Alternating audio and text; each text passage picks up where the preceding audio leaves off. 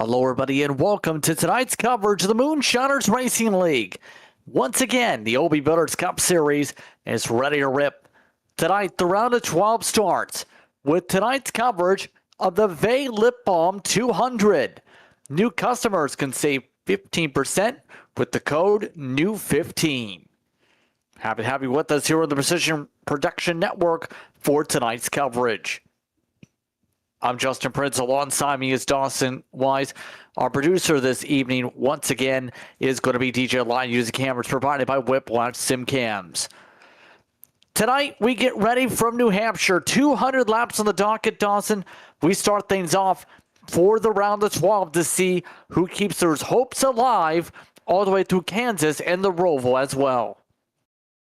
And I'll tell you this, JP, if the drivers who were still alive thought that it got any easier when you got to the round of 12, it does not. You're greeted by New Hampshire. This is a really tough facility to race, to find a line that works for you. There's going to be several tonight that will work in this race car. You have to find the one that works for you, but it is not easy to get around this place and to find speed here at New Hampshire Motor Speedway. And as we get into this round of 12, obviously the margin for error even goes down as well. So a lot to keep an eye on tonight. This round has got a bit of a wild card feel to it, between a bit of a unique track tonight and also Kansas and the Charlotte Roval. We know what those two tracks bring, so the margin for error is small. You got to get a good start. New Hampshire is a tough place to do it at, though.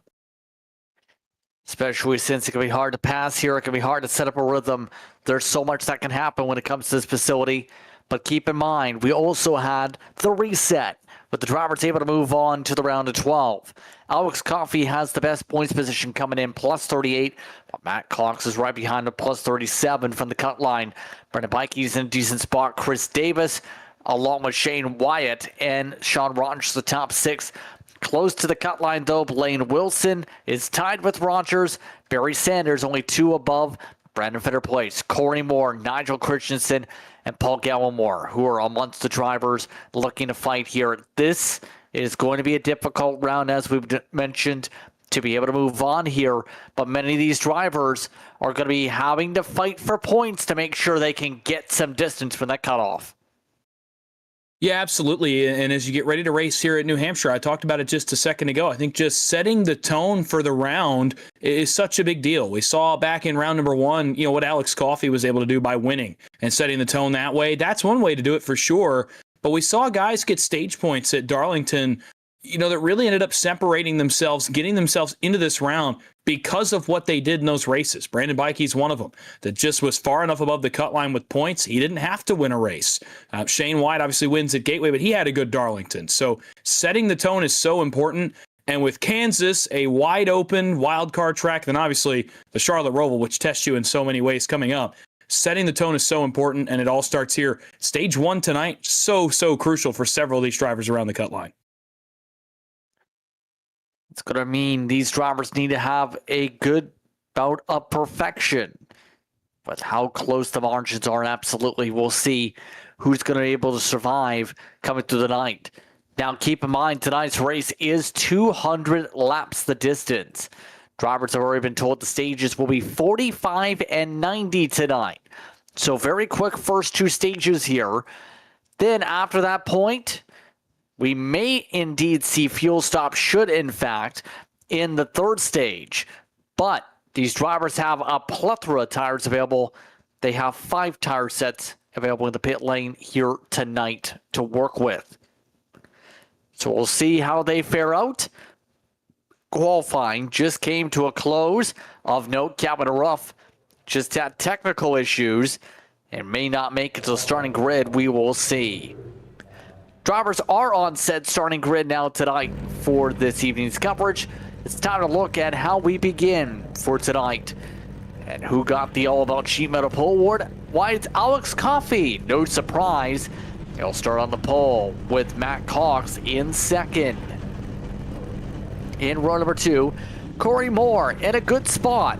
Start alongside Brandon Fitter Place in the 4th position, 7 100s back at the pole. Paul Gallimore starts off at the 5th position. Gallimore alongside Sean Rogers in the 44. Row number 4 features Nigel Christensen. Brendan Bikey starts back in the 8th position. Rounding at your top 10 starting spots, Captain Ruff was scheduled to start in 9th, but again, just trying to load up in the session. Warren Yun tries the one car for the top 10 Dawson. Get back on row number 6, where you'll find Brian Curry on the inside, starting from the 11th spot. Another one of our playoff cars. It's Chris Davis that will go from 12th new colors for him tonight in the 74. Row 7, it's Jose Medina in the 48 machine. He'll go from position number 13 to his outside. Another playoff car, that's Barry Sanders. New colors for him as well in the 81. Back on row number 8, Nick King had a rough Bristol week last week, trying to recover and then getting some adversity. He'll start from pretty deep in the field tonight from 15th. And Blaine Wilson, a car I'm going to have my eyes on, he'll start from 16th. He's got some work to do to get his points position better. One of the cars below the cut line. Back on row 9, it's Johnny Shade from the 17th position. It's outside another car that's going to have to do some work. That's the Dig Esports entry of Shane Wyatt, the Gateway winner. He'll go from position number 18. Then rounding out the top 20 to be Chris Spear, making a start tonight on row number 10. He'll go from 19th. In the 20th starting spot, it's Timothy Harper. He had a ton of speed in the practice session just a moment ago. Shane Davis starts 21st spot with Greg Carr in 22nd. There are months of drivers who didn't set qualifying times here tonight. Victor Fluger appears in the field. It's been a bit of a while, but he'll start alongside Matt Mackin to round out your order for tonight's running of the Balm 200. Looking at your weather conditions in sim, by the way, it is 78 degrees in the air temperature, track 96 to begin tonight's action, so fairly warmer track temperature for tonight. Your quick keys to victory, Dawson. I think the first one was partly based on qualifying, but it matters all the same. It is get and or keep track position. It is very hard to pass here at New Hampshire. It was hard before. After the next-gen tire update that we got a couple of weeks ago, it's even more difficult now to make green flag passes. Whether you have to get them on pit road or you have to get them under green on restarts, you have to get track position. It will be a key tonight to victory. That is key number 1. Key number 2 is pretty similar to what we had last week at Bristol. I think Darlington falls into this as well. Race the racetrack first. Get your own line down before you start worrying about the other cars. Make sure you can find a green flag rhythm. That is going to be key number 2 for me, because if you can't beat the racetrack, you're certainly not going to beat the other cars. And thirdly, pick the right pit strategy in stage 3. I saw some tire fall off when I got to see this car in action at New Hampshire last night, but pitting early did not benefit the cars that chose to do it. Running long in the stage actually benefited the cars that decided to do so. So choose the right strategy tonight may also be a key to find yourself in victory lane. See how your All About Sheet Metal Pole Award winner does tonight as well. Alex Coffey starting from the lead spot. Yet again, he's done so at least 14 times this season. It's been that type of a year for him. Got the pole last at Bristol. Happy with us here on Precision Production Network. Green flag is out. We're underway from New Hampshire.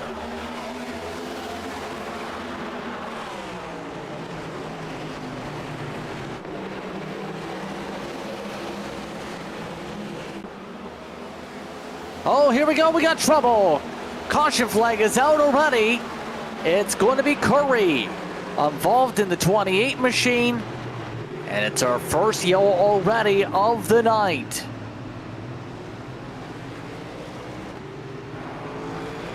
So already a spin cycle erupting for car 28 here. Let's take a look at the replay. Brought to you by RS Butter Boxes.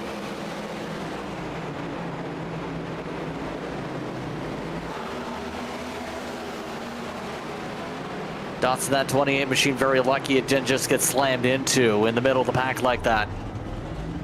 Yeah, absolutely. And you know, I was kind of looking back there, just seeing if everybody got through this corner. And this is similar, actually, to what we saw, you know, a little bit at Bristol last week. But I want to go back to Gateway a couple weeks ago. We saw this happen quite a bit. A flat racetrack, when you're trying to stab the throttle here on exit, especially on cold tires, you know, typically those rear tires can spin. If you try to jam the throttle a little bit too hard, I think that's what Brian Curry did there. Didn't quite modulate enough, maybe didn't wait long enough to get back in the gas. The car goes around on him there off turn 2. A mistake, though one that you said, you noted at least it was not worse than it was. He did not get hit by anybody coming on from behind him, so pretty much no harm, no foul. He'll just lose some of that track position he had a moment ago. Take a quick break. Coverage coming up more so here on Precision Production Network after this.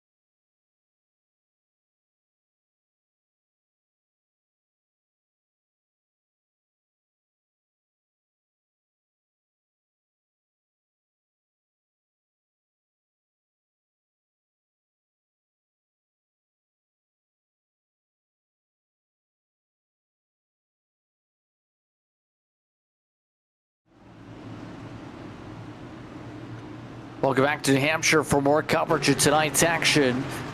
Once again, Moonshiners letting it rip here from the track. Justin Prince, Dawson Wise with you for tonight as Alex Coffey, Matt Cox are on the front row for the Sim Rat Market restart zone. Green flag is out. Back underway. And a scramble out back as guys tried to jump on the throttle. Maybe some rear tire spin that we just saw a moment ago from Curry. The battle now for second. About to restart for Corey Moore on the outside of Matt Cox, trying to grab a spot. It could be important later. Again, very tough to pass. Those two work side by side to turn 3. A battle behind them as well. Fetter place against Paul Gallimore. Gallimore, a car I had my eyes on tonight too. Very good at the flat tracks. Very, very fast race car at Gateway 2 weeks ago and at Darlington 3 weeks ago. These tricky ovals, typically good for the 11. He goes into the 5th position right now, trying to work that bottom. And now you're going to start to see the different lines guys will try tonight. They'll be all over this racetrack, up even towards the wall. Yeah, this track allows a lot of opportunity to move around a little bit, try and search for clean air. See how well that works for some of these drivers tonight. Corey Moore trying to hold on to 3rd. Gallimore looking very solid right now, the beast mode car. Trying to make the moves on the low side, trying to run above that first seam. It's a touch bit flatter down below the first seam here. Yeah, and you're going to see a lot of guys try several different things. And the banking a little bit progressive here at New Hampshire. The higher up you run, the higher it is. It obviously is not on the same level as Bristol or Darlington, but it is still progressive. You can still carry speed off the top, but you're going to see guys that run down on the apron. It's still the shortest way around, and ultimately you can find speed there. If your car turns well in the center, you're going to find some real estate down there that you can make up some ground. And I'll tell you what, Gallimore is on the charge right now. He almost got the back bumper of Matt Cox there in turn 2 as we're watching some battling out back. Ooh, cars going around. Blaine Wilson is sideways in the 18. That may bring the caution out of the back straightaway. As Wilson gets sideways, we will stay green, but trouble for a driver below the cut line early. Big troubles for some of the drivers, absolutely. But the field continues on. Let's take a look at the RS Button Boxes replay. See what happened. You got the better viewpoint of it coming up here as turn 2 seems to be a trouble spot still for these types of cars. And yeah, it's the same thing. Wow, almost identical to the Brian Curry machine we just saw spin on the first incident. And Wilson gets hit. That's notable to me. He gets hit in the right rear. That car is not driving straight. It is crab walking on the apron to turn 3. Severe damage now to Blaine Wilson, and he'll have to address it in the pit box. That is a huge early blow to his round of 12 chances. Yeah, disastrous start for Blaine Wilson here. Take a look right now at the back of the field, how they go, by the way. Haven't seen much of the 80 machine the past while or so. Good to see him back in the race car here, the Van Louis Stickers entry. Right now, PPR colors on the card tonight. So far, up 4, taking advantage of the spins and the connection issues for Matt Mackin. Yeah, solid night so far for Mackin. Meanwhile, battle for the lead, Matt Cox has gotten alongside Alex Coffey. He's going to go past him up front here into turn 3. Cox a little more aggressive mid-run than Coffey was early run, so Cox going to get it for now. Coffey crosses over. You'll see this a lot tonight, too. Guys will cross over, similarly to what we saw at Gateway a couple weeks ago. You're going to see that again tonight. Coffey back to the inside of Cox. This time, though, Cox has really worked well in that outside lane. Coffey has to be a little more aggressive on his tires to try to make this pass.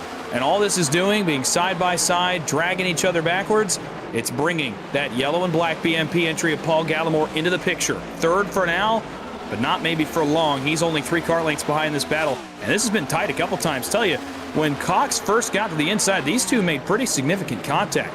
Over in turn 1, again they might right here. Man, these two not playing very nice right now on the back straightaway.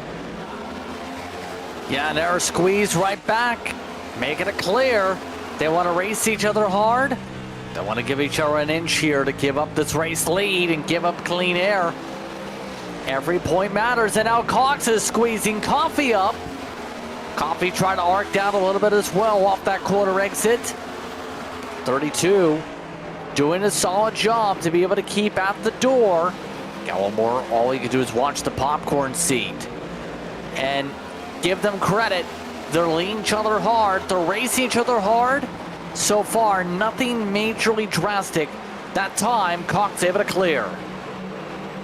Yeah, it's nothing, egregious or what we'd say is dirty per se. These guys are just 2 playoff contenders, 2 guys at the very top of the standings that have seen a lot of each other this year that, like you said, don't want to give an inch. They don't want to give up a point, potentially, when we get to the end of this stage. And, maybe more importantly, the clean air. Obviously, with this race car, the way the front end tends to pick up the wake of the car in front of you, you don't want to give up the air that you're going to get when you're out front like Matt Cox is right now. So guys running each other hard, but by doing that, how much did they burn some of their equipment? Gallimore on the prowl now in third. Closing into this battle is Sean Rogers. The 44's up 2 spots on the night to 4th.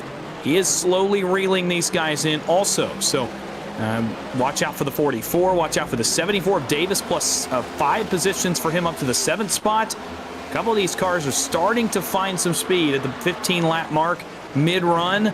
And again, we've seen cars do this. Gateway was a big track for that. We saw, obviously, the Kyle Holden machine last week at Bristol kind of did the same thing. Maybe a similar story here tonight in New Hampshire. Fought on board with Rogers, by the way. Growing up in the 4th spot. Last time by, Rogers was as quick as your race leader in Cox. Never BMP entry, 3 of the top 4. 1 for BMP, 2 of the top 5. 1 for Dig. Seems like those BMP entries have good long run speed, or at least enough speed here to battle things out so far. 0.6 of a second of fall off on these tires. They just seem to be chipping away more and more to be able to close up to the 54.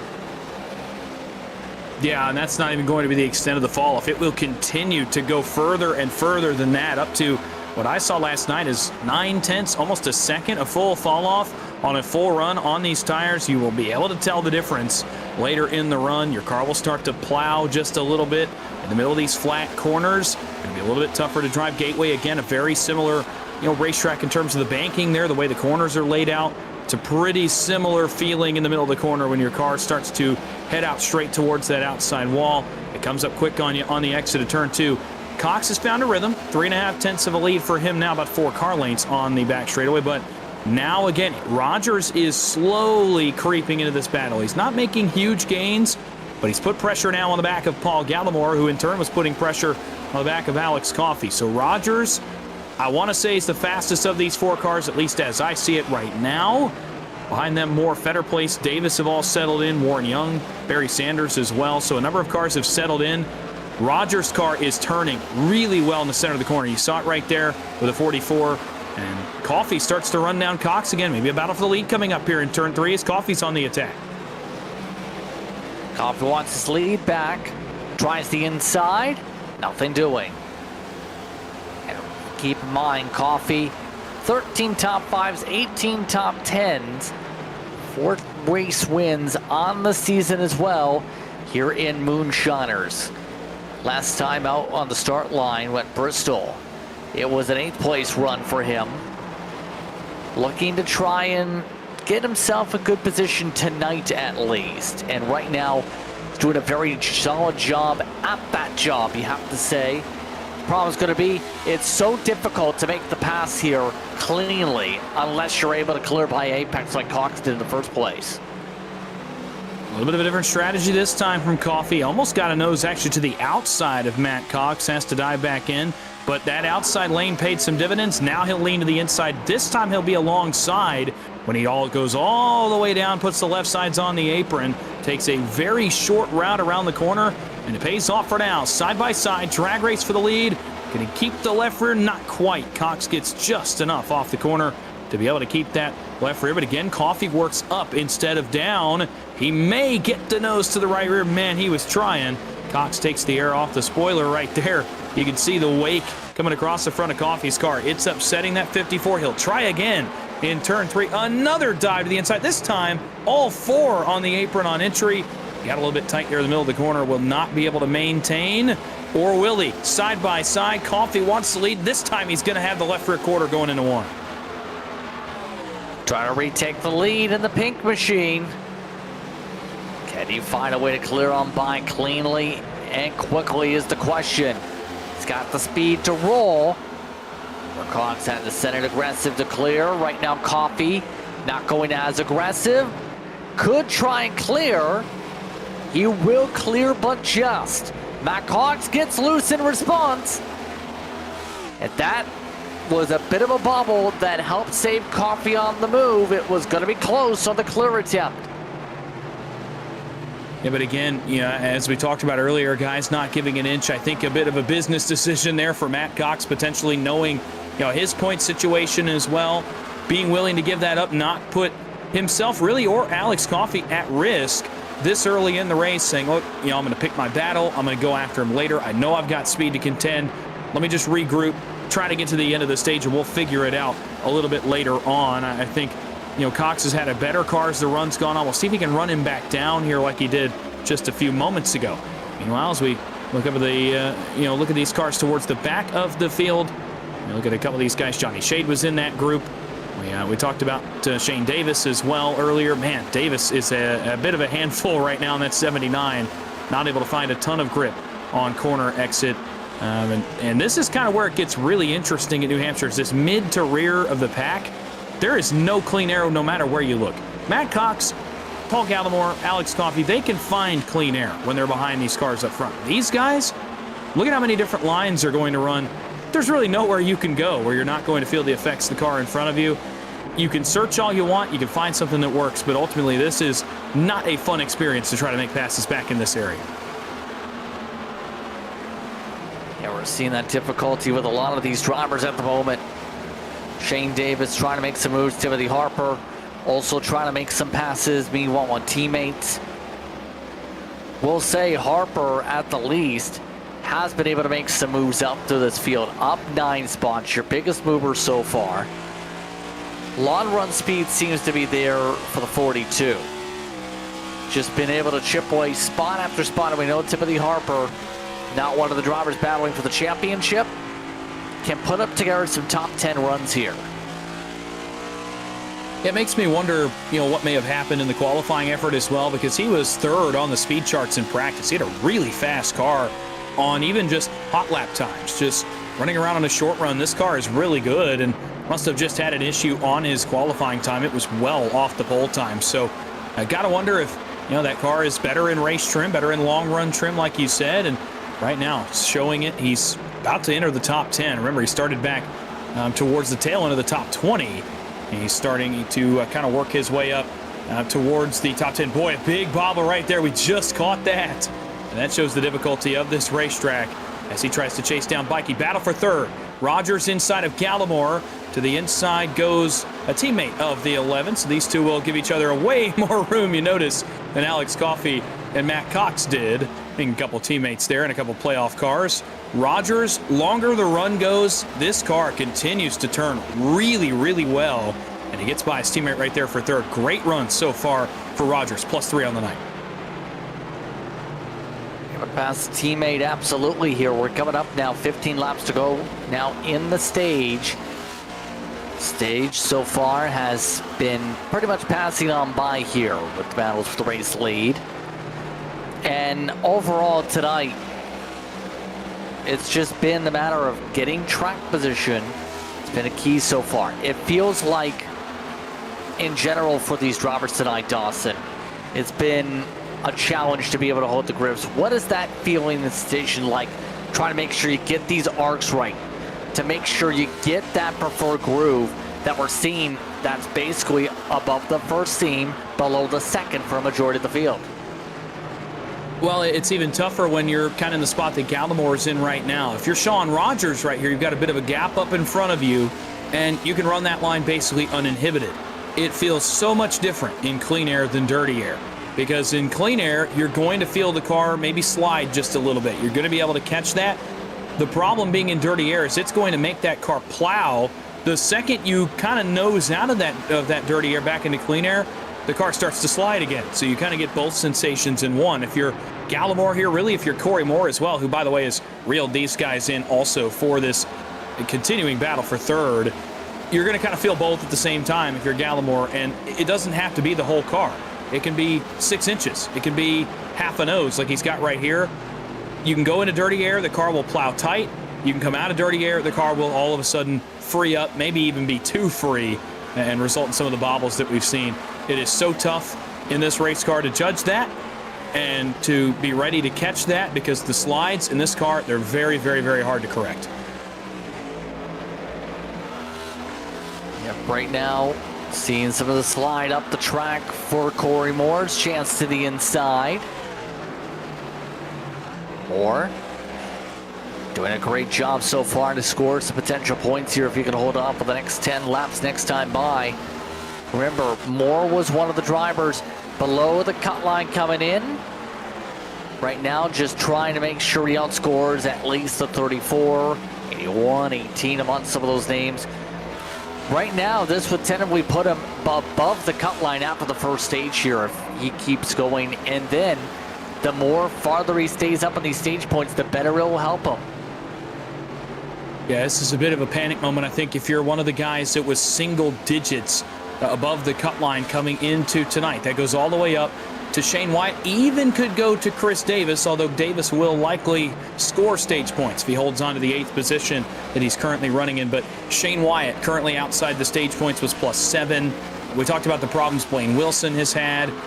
We talked about, the guys below the cut line. Really, the only one without stage points at this point would be Nigel Christensen. So there's a few guys around the cut line, I think, that are going to be a little bit more nervous once this stage completes. If everybody finishes where they are right now, 3 of the 4 cars below the cut line would finish 4th, 5th, and 6th tentatively in a stage. Big bobble, by the way, up on your screen. I think that might have been the 14 of Kevin Ruff that slid out of the way as he's rejoined the race a couple of laps down in the 14. By the way, Blaine Wilson, 14 laps down, I believe, has called it a night, or if he has not, he is well off the pace of the leaders. Man, another big moment there, that time Shane Davis. Yes, very quietly picking up spots here at the back of the field, but see what they are as Battle Box replaying near contact there in the first place. And then, right about here, trying to go for the lunge. And by the time he was using the flat, just snapped him around, and that's the thing. You can't make that car just rotate here tonight. Nobody's using the apron, by the way, trying to rotate the bottom side of the racetrack that way. But in that case, David's getting dropped down to 15th in the slide. And the only car I saw do it, in terms of trying to turn better down there was Alex Coffey, and he really was only down there for, at most a half a second, just on entry to get the car to set, and then he would kind of roll back up the racetrack and arc his corner out. That's really the only car I've seen venture down there. Now, later in the race, you may see guys try it. As we get later in runs and later on tires, you may see guys just venture down there and kind of experiment and feel it out. Will this work? Will this be something that's viable? Obviously, on Sunday afternoon, we saw, a lot of drivers go down there and run that line. So these guys will try that as well. But so far, it just has not paid much dividend for these guys. As we look back at Timothy Harper continuing to work his way forward, about to be in a battle with Brandon Bikey, trying to hold on to one precious stage point with 5 laps to go in stage 1. 5 laps to go indeed in the stage. We look at some of the closer battles of the racetrack. This battle is for 18th. Chris Spear up into the wall. Couldn't keep it in the groove hit. Oh my goodness, great car just overcorrected on the checkup. Car swung into the wall, destroyed the front end, and now great car likely going to pit road as he takes the road course.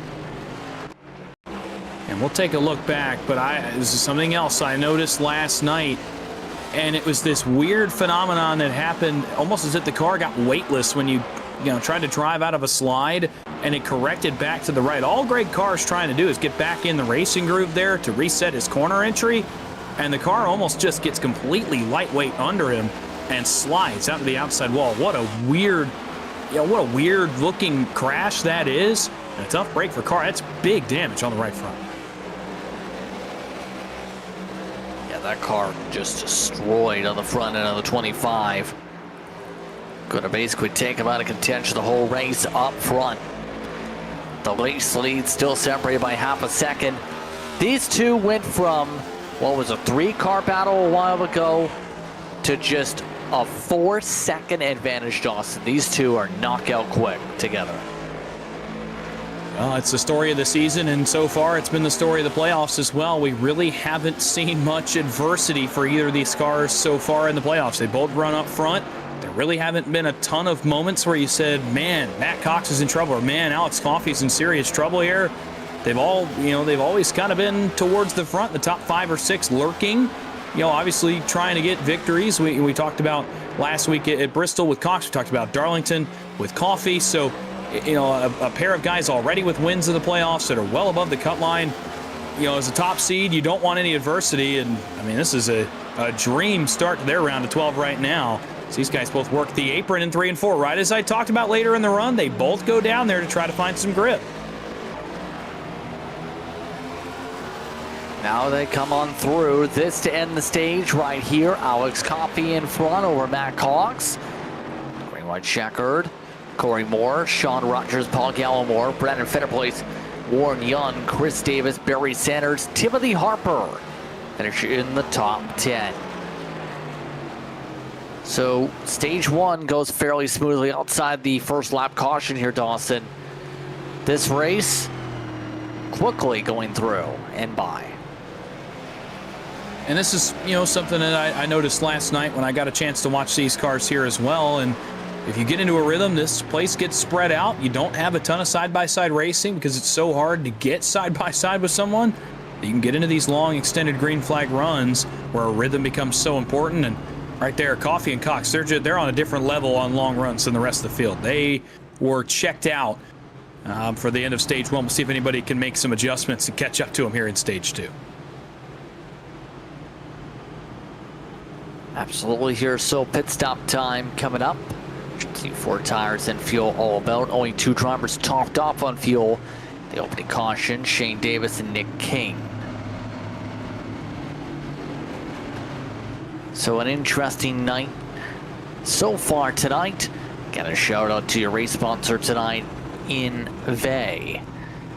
Again, go to Etsy.com and search the shop VAE the Natural Way. The VAE spelled VAEH. And be able to save 15% with the code NEW15 to be able to get yourself some lip balm. Speaking of which, the lip balm car leads them down pit road. At least one driver, Mr. Stall and Brandon Fitterplace. At least one car stayed on track and Blaine Wilson 13 laps down. The race off pit road. No surprises, 54, 32, 19, 44, 11. Just how they enter Dawson. Yeah, status quo. Everyone going with the same strategy in terms of the tire choice there. Everybody going with 4. And coming off the jack, coming off pit road in pretty much the same order. Towards the back half of the top 10, some changes. Barry Sanders up to 7th. Davis up to 6th. Timothy Harper up to the 8th spot. He was 11th after stage number 1. Shane Wyatt into the top 10 in 9th. So a number of cars gaining some spots at the back half of the top 10 that are now in better position than they were. One car, you noted him, Brandon Fetterplace, lost spots on pit road. Warren Young did as well in the 1, and so too did Brandon Bikey. Unsure at this point what happened to the 27. Did not get a great look at it, but something has occurred on him. And I'm not even honestly seeing him on track anymore. Something serious has gone down with the 27 here under this second caution. So he left the session, then came back here. So he's back in the car. Brandon Bikey is, as we reach the 1-to-go signal.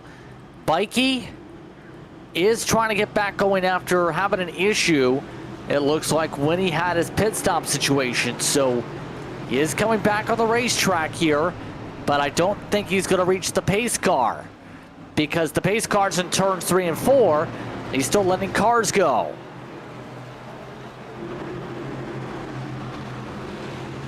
Half the field still yet to catch up. Simrat Market race start zone. Green, green, green. And we're back underway. Matt Cox with a better launch. And here we go again with these two, right? This has been the story of the early race. These two have not given much of a give here early in the run. Cox launches right off turn 2 and takes the lead away from Coffey. A power move on the outside by Matt Cox. He'll drive away by about 2 car lengths here as Coffey tries to regroup and get back up there. Cox fires off really well here on this second restart of the race. He is checking out just a little bit. 4 car lengths, almost 5 there into turn 1. Cox has started to set sail. Coffey tries to reel him back in. Gallimore underneath Moore. This will be for position number 3. Rogers did not get a great start behind them. Trouble just a little bit. That was Johnny Shane that got sideways, but he made a great save back around the 15th position. Gallimore sails into turn 3. Moore not having any of it. They'll go side by side here on turn 4. Timothy Harper going to go for a slight slide, and that's the save of the night so far for the 42 as he gets it back going. And being taken 3 wide, he's going all right on the radio. He's trying to battle with the 74 of Davis. So Harper has now buzzed the tires. You'd have to think from that. Going to be a bit of a struggle now as a result of that situation. Here is how that happened here. See him just up the road right there trying to get below the 74. Got loose as he was below the first seam. Good save. Great save for Harper, and potentially a race-saving one. We saw earlier with a couple of different cars. Greg Carr, Blaine Wilson, what kind of it can do if you slide and either get hit or get the outside wall. Harper doing a good job for neither of those things to happen. Trying to get some of the track position back. That was for 10th. They go back towards the front. And really, for one of the first times tonight, some pressure on Alex Coffey for second.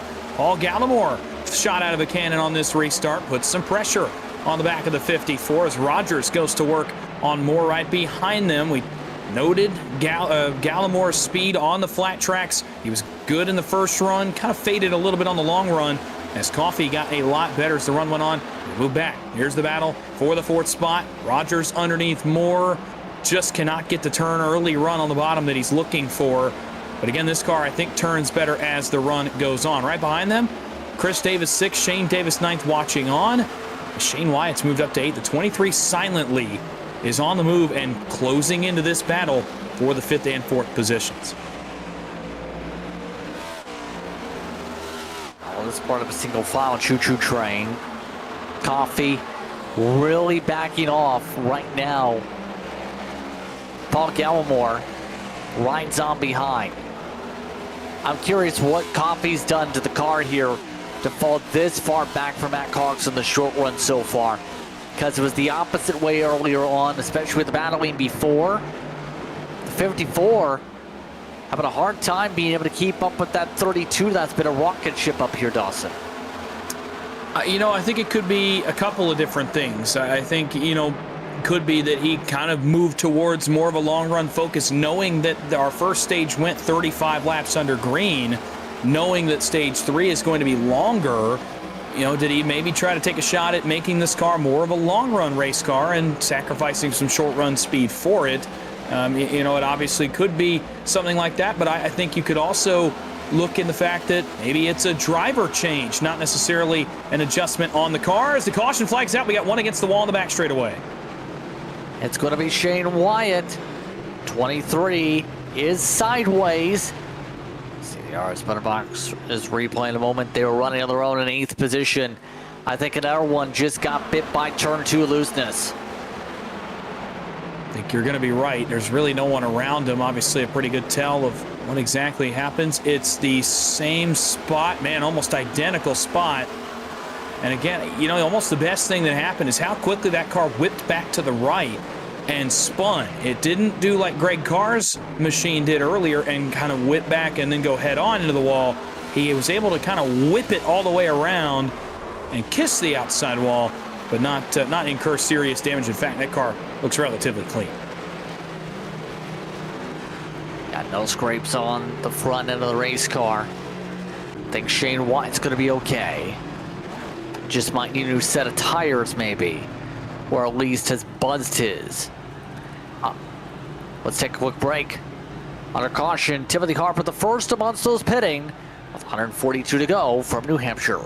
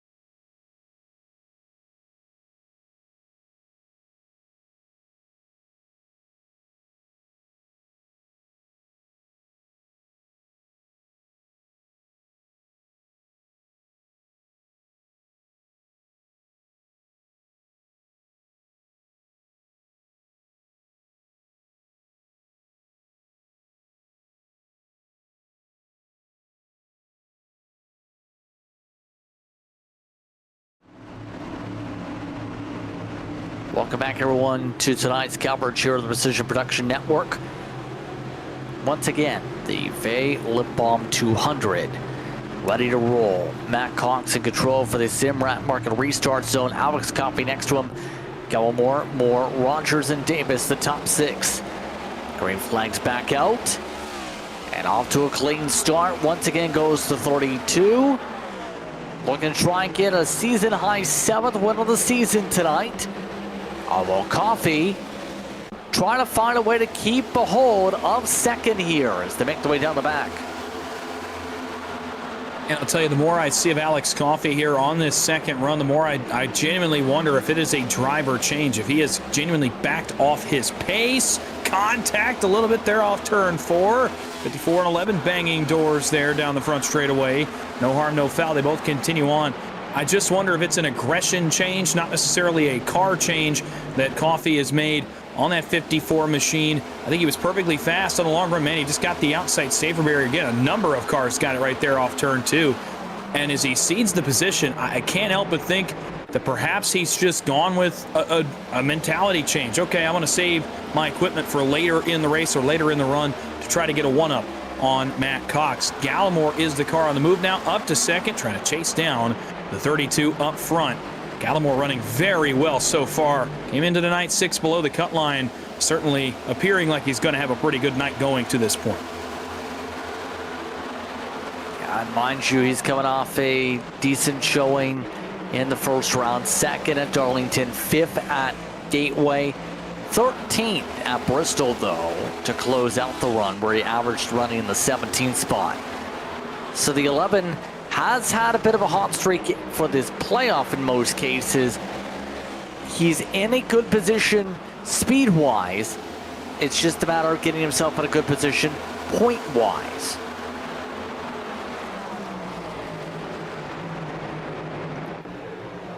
Right now, he's turning, by the way, 29 high 4s. It's a little bit quicker from Cox, and that's why Coffey is going for 2nd. Just at the same time, Rogers is going forward on Chris Davis. Alex Coffey has retaken the 2nd position with the slide, and able to move right on back with the pass.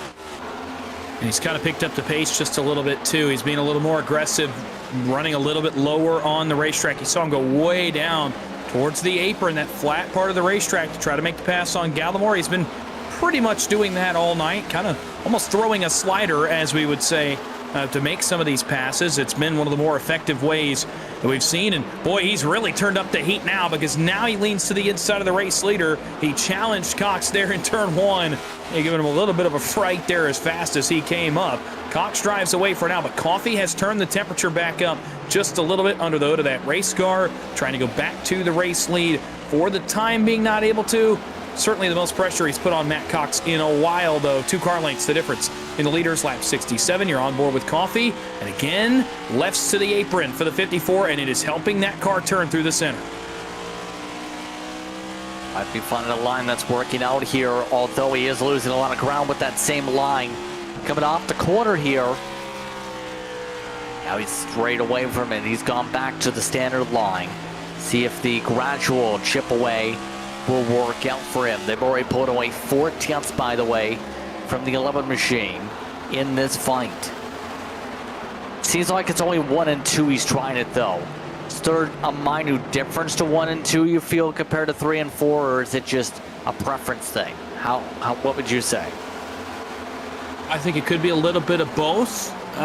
Maybe. Well, now, obviously, now that you mention it, he's going to try it down here in turns 3 and 4 as well. So obviously there's something down there that he likes, and he is able to chip away. He's losing on exit. You know, he's not able to drive up alongside Matt Cox, and now he's going to go the opposite direction. He's going to work up the racetrack instead of down. This is traditionally where he's set up his passes, is up there on the outside. It provides him a better launch down the straightaway. That bottom lane is probably just experimenting. It's mostly preference. He's going to do it again here in 3 and 4. And he picks up a lot of time in the center. He just sacrifices a lot of it on exit. But right there, almost a full 10th in 3 and 4. Something down there is working. It's helping the left side of the car turn. It's setting the front end. It's clearly benefiting him now on the other end of the racetrack over in turns 3 and 4. Yeah, and right now within a car length to be able to try and go for this race lead. There it is again, all the way onto the apron.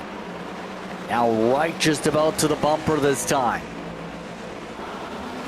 This is working out very well to be able to chip away with 20 laps to go. And the major thing too, Coffey's going deeper into the corner a little bit also. Try and gain some more ground on entry. And he's making the time stick even when he's choosing the high line like he just did here. Yeah, I think more impressive to me is how he was able to make it stick when he ran down on the apron. Now he goes back to the traditional lane over here in turns 3 and 4 and maintains what he had. You're looking essentially at what Matt Cox sees out the rearview mirror is he's trying to take away lines that he knows Coffey's going to run well, and he's trying to make him do this. He's trying to make him go way out into the marbles, if you will. It's a little bit higher on the racetrack, or all the way down to the bottom to the apron to make this pass. He does not want to give him the preferred lane, which has been that second lane. Dive to the inside. This time it's a lunge. He puts 4 on the apron, but he wheel hopped in the middle of the corner. Had to get out of it just a little bit. That car was bouncing all over the place for Alex Coffey, so he can't make it stick. But he threw a lunge at Matt Cox now. The question I would have, how much are both of these cars again, I talked about it on the first run, burning up their equipment, trying to race each other, because in all this shakeup between these two, looking in their mirror, Coffee trying different lines, Paul Gallimore slowly but surely had reeled these guys back in. Cox able to drive away for now, but how much equipment are they using specifically, Coffee? I mean, he is using a lot of his tires running the lines he's choosing to run right now. Yeah, and that's going to be the major difference maker potentially by the end of the stage. Barry Sanders and Arrow, one of the VAEH sponsored cars here tonight. A fair bit of them, in fact, in the field, at least one per team. Right now, Sanders up 4 from where he started, right behind Shane Wise, who's recovered the spots. So far, the series owner has been pretty quiet tonight on the racetrack and is amongst the drivers that is just trying to make sure they are not amongst those cut. You'd have to think he has decent speed. He showcased it before on a road course, but he's got to get good points before we get to the Roval in the first place. Yeah, you have to set yourself up well, and he's doing a decent job of it tonight. Obviously not, going to be the flashiest of nights for him running, inside the top 3. But a top 10 could be all it takes. Get a few stage points, 3, 4, 5 stage points. That could be a huge difference. Get a decent finish. That's obviously going to be a huge difference. Go forward to Kansas. You do the same thing next week at Kansas. All of a sudden, you're in a pretty good points position heading to a track that we know he will be really, really good at coming up in a couple weeks to the Charlotte Roval. So if you just chip away, you don't have to have a super flashy night. And I'll parallel it again to the to the Sunday afternoon races with the NASCAR Cup Series. Guys did not have great first rounds of the playoffs and still found themselves headed into the round of 12 plus 40, or headed into the next race plus 45 just by having a decent day. That's all you really need to do as a playoff car, and so far that's what Barry Sanders is doing. Looking back up at Sean Rogers, this car really hasn't picked up like I thought it would late in the run. In fact, starting to get run down from behind by the hard-charging Shane Davis, but still running top 5. It's a good night for him, but this car has just not picked up the same as it did in stage 1.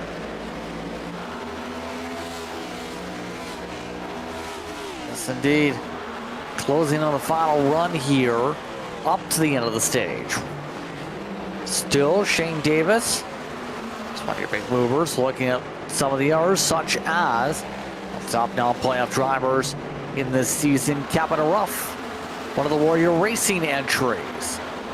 Right now, Ruff, not where he originally started, a -5, mind you, by the way. He's not been having the night he's been looking for. In fact, a lot of the Warrior cars have been struggling a bit this evening.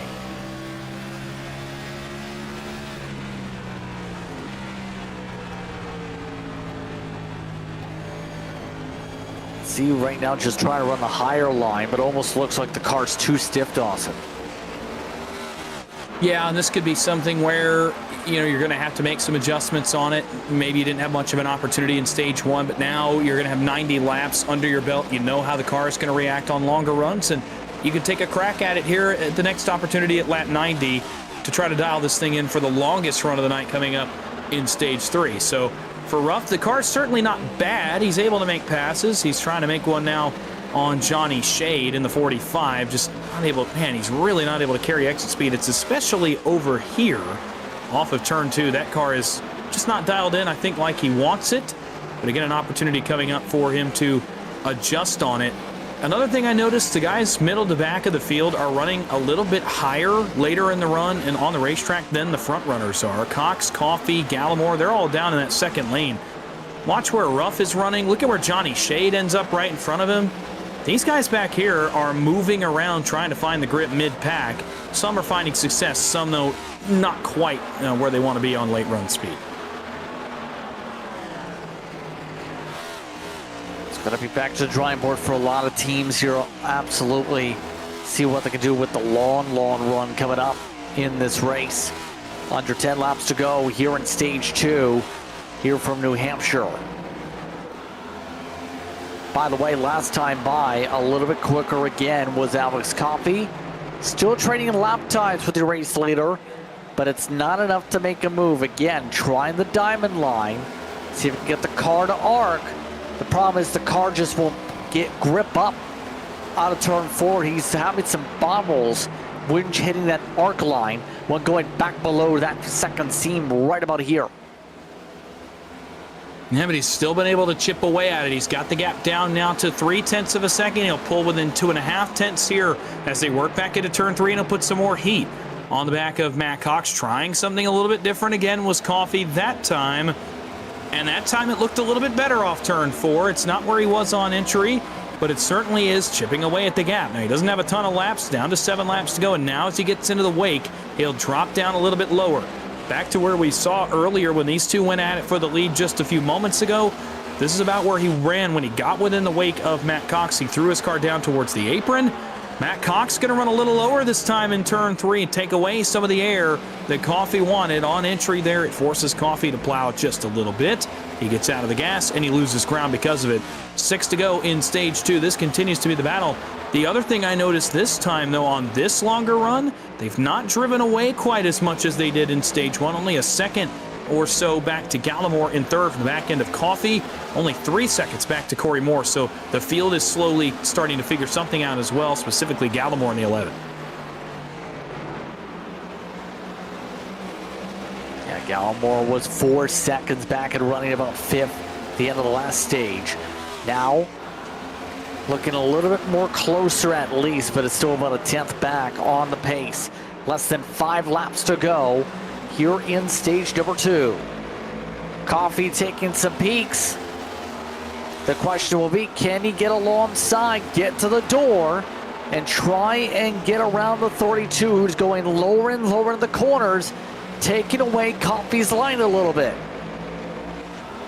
Well, you wonder if that's because he saw the success earlier that this line had for Alex Coffey, and he wants to take a little more air off his nose, but all Alex Coffey's going to do is do this, try to get a nose to the right rear. He had it for the briefest moment right there in turn 2 and slides big time there off the exit and loses all the time he just fought for.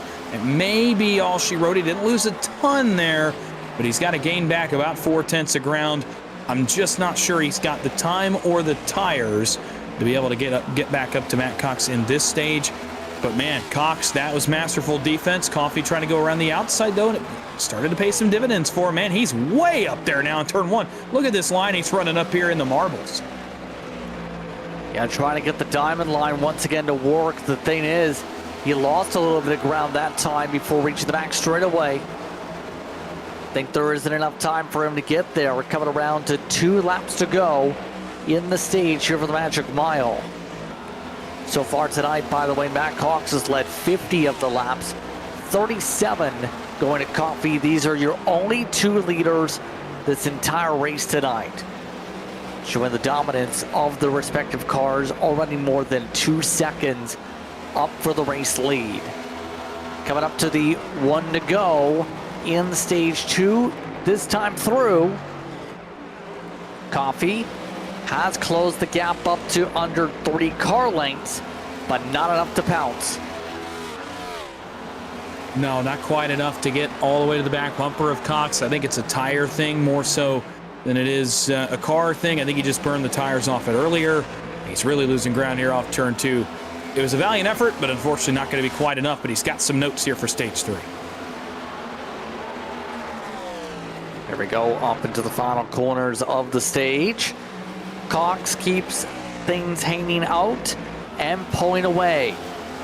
Matt Cox picks up stage 2. Alex Coffey second. Paul Gallimore in third. Moore and Rogers the top 5, with Davis, Fetterplace, Wyatt, Davis, Sanders your top 10. Shane in the 6th spot. Chris in the 9th. What are your thoughts so far on the race? As so far, it's been relatively tame here in New Hampshire.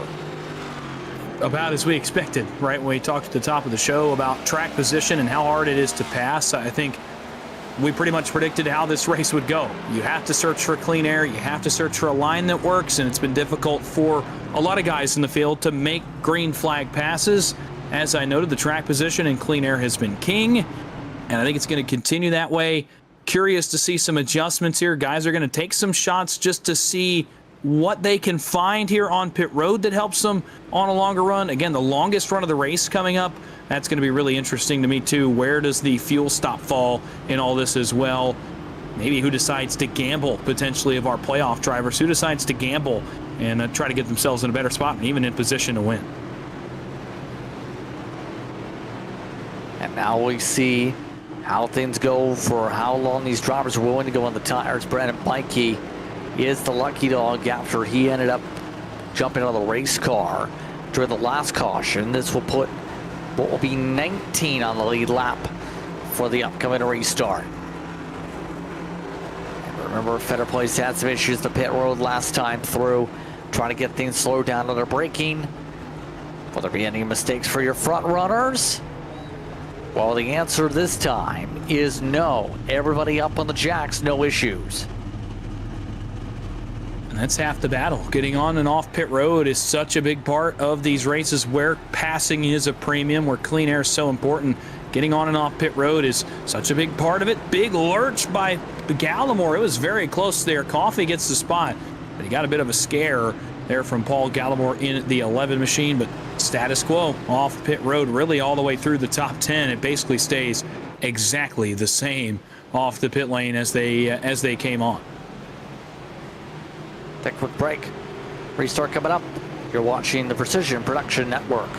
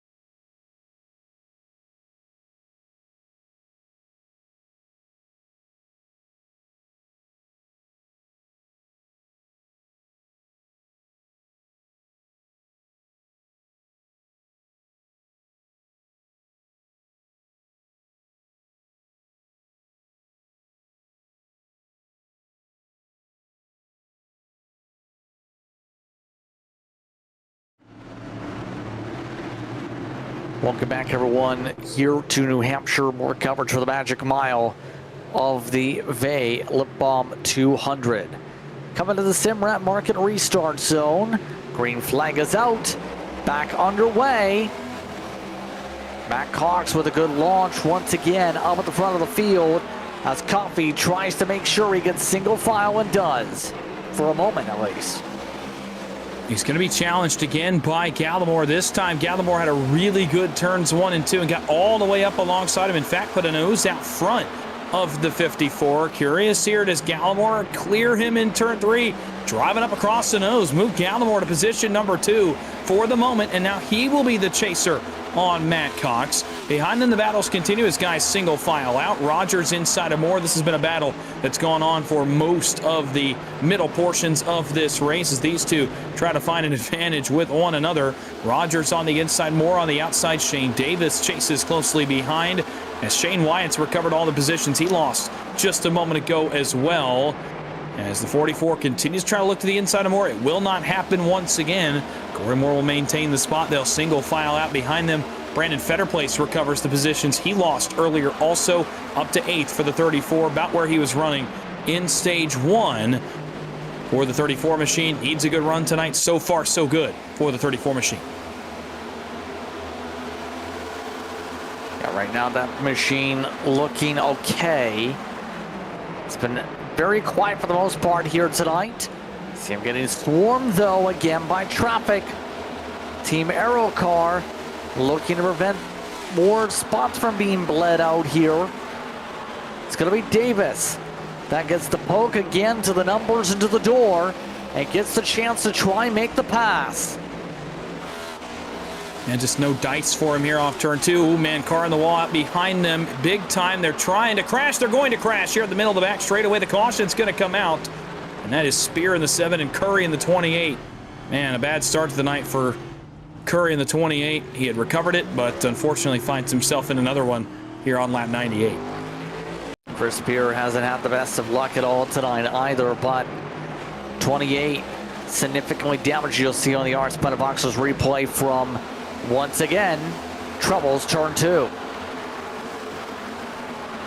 Oh boy, Brandon Bikey's involved in this also in the 27. We saw the technical issue he had earlier, and being towards the tail end, it's a lucky dog. He gets involved in this also. I'll have to check the status of him. Didn't look like a huge hit. On board with Curry. And, oh man, right when you thought maybe the outside wall and the slip in turn 2 is all you were going to get. Across the nose comes Chris Spear. Curry comes to a stop. Here's the onboard with Mikey. I'm really curious here how big a hit this is. May have looked worse than it first did. And they work off turn 2. Let's see how big the impact is. No, it's really not a lot there for Brandon Mikey. Maybe a little bit worse than I had initially thought. And as a result, things get stacked up, and Mikey now has to get repairs done on the front fender. This is now the live action once again. He, Chris Davis, Barry Sanders, Nick King, and those others involved in the incident coming on down to join him here for this caution period. All that being said here, it's still the battle between Dig and BMP here tonight. Up at the front of the field here, the team dynamic once again coming into play, where we know the teams have that tension with each other here. When we've seen these drivers fight very hard up front amongst those two organizations to see who can get the edge for their team here tonight. Yeah, now, you know, it hasn't been anything like we saw back at Darlington several weeks ago. It's obviously been toned down from that. But it definitely, you can tell that they do not give as much room maybe to the cars from that other team than they do for other guys in the field. So, you know, it's been interesting to watch that, especially Coffey and Cox, I think, battled the tightest of those cars tonight when they went at it for the lead earlier in the race, made contact several times, just leaning on each other. Again, not doing anything crazy or over the line, but kind of towing the line, I guess, if you will, going as far as you can without stepping over what is okay, what is ethical on the racetrack. So I think those two shared the best battle of those two teams so far tonight. Now a pair of teammates on the front row and really on row 2 as well. But again, both from those same two organizations. We'll see where things stack up now with the teammates 1 and 2. Cox choosing the high side, not wanting to help out the 54, have the two teammates fight each other off the launch, it looks like. Here we go. SWM restart zone. Green, green, green. Later gets a great jump. Gallimore, if anything, having a fight for second. Coffey goes 3 wide for the spot. Now they bump and paint a little bit. Coffey trying to run the blue line. It worked out well for Gallimore. Corey Moore drops down to 4th. Yeah, it really almost didn't work well for Gallimore because I don't think he expected the move. He kind of rode off a little higher in turn 1 than we've seen him do tonight, just almost as if he had been caught, and maybe he was a little bit shocked by the move by Coffey, but he was able to recover, drive the car hard off the corner, and maintain the position for the moment. And now tries to go chase down Matt Cox here early in the run. 98 laps to go. The battling is continuing out back. This time, Rogers is the one under attack from Shane Davis in the 79. Another pair of team cars right there. And Rogers this time, where he'd been going the right way earlier on the restarts, this time going the wrong way is the 44. He's lost 1 spot already, about to be under attack by a pair of playoff drivers behind him as they go to battle. It is Wyatt and Fetterplace that battle for the 7th spot as Coffey's underneath Gallimore for second up front. Here we go. Once again, Coffey retakes the 2nd spot on the charge. Just past the halfway point a few laps ago. He looks to try and reset and have another chance for that race lead.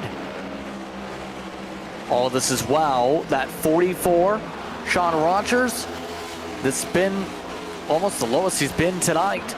Back to where he started, right in front of some of these battles. This is what the doctor ordered for him, though. Came in that jumbled mess of drivers from about 5th or 6th on back in this 12-car playoff standings that remain. He was in that big mess where you just really wanted to run well, get points, and kind of separate from that. And so far, so good. He finished top 5 in both stages, He's running in the 6th spot. This is a really, really great start to his round of 12 as he tries to separate himself from the cut line madness. Behind them, here's the battle for 9th.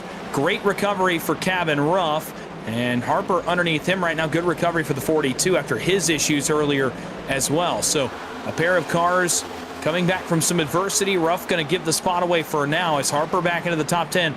Again, this 42 has been so fast, even back into the practice session. Just has not been able to get the track position, I think, to display that, but he's able to make passes, able to work through the field, and now he's clawed his way up to 9th. It's one of the highest positions he's been in so far in this one. We're seeing how patient some of these drivers are willing to be.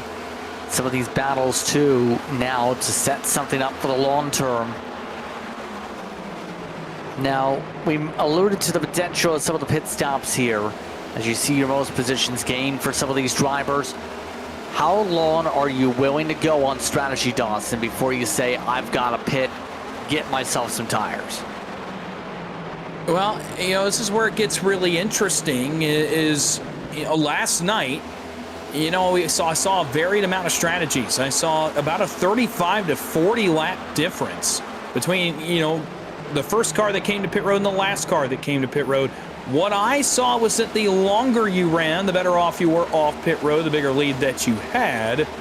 But again, conditions change, track conditions are different, weather could be a little bit different. Obviously, these guys are on different setups as well, so there could be some things built in the car. Maybe you got more short run speed. I think you'd probably want to come a little bit later and shorten up your run if your car's not good in the long run, whereas Matt Cox, Alex Coffey, even Paul Gallimore, I think you could come earlier in the run and be okay. Your car's really good on the long run. I think you could come earlier in the run, get some tires, and just let your car ride out on the long run. As good as they've been, Cox and Coffey especially, again, they're on another planet on the longer run. I anticipate they will go shorter. We'll see what they decide to do, though. And boy, with the pressure getting put on for the lead, we continue to watch this battle between Ruff and Harper. But up front, Coffey has reeled in Matt Cox once again, and these two look to go to battle with 91 to go. And this could be a significant pass with a pit stop coming. Now, this is where you need to be able to capitalize before you really get to that point where it's going to be difficult to do something. Coffey tried the high arc.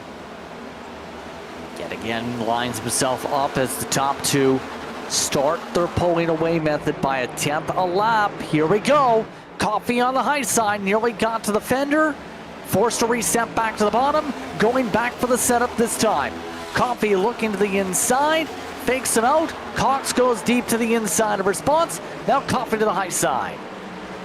Oh, man, and that was almost an opposite of what Coffey did earlier. He tried to fake Matt Cox down to the inside to block so he could grab the right rear quarter panel. It did not work. Cox was able to get a nice turn through the center, but Coffey kind of feigning the move that he made earlier in the race to go down to the apron in turn one and then changing things up, going to the high side, just trying to find something that works. He just has not been able to crack the code that is Matt Cox. This time he will dive to the inside. He'll go put his left sides on the apron.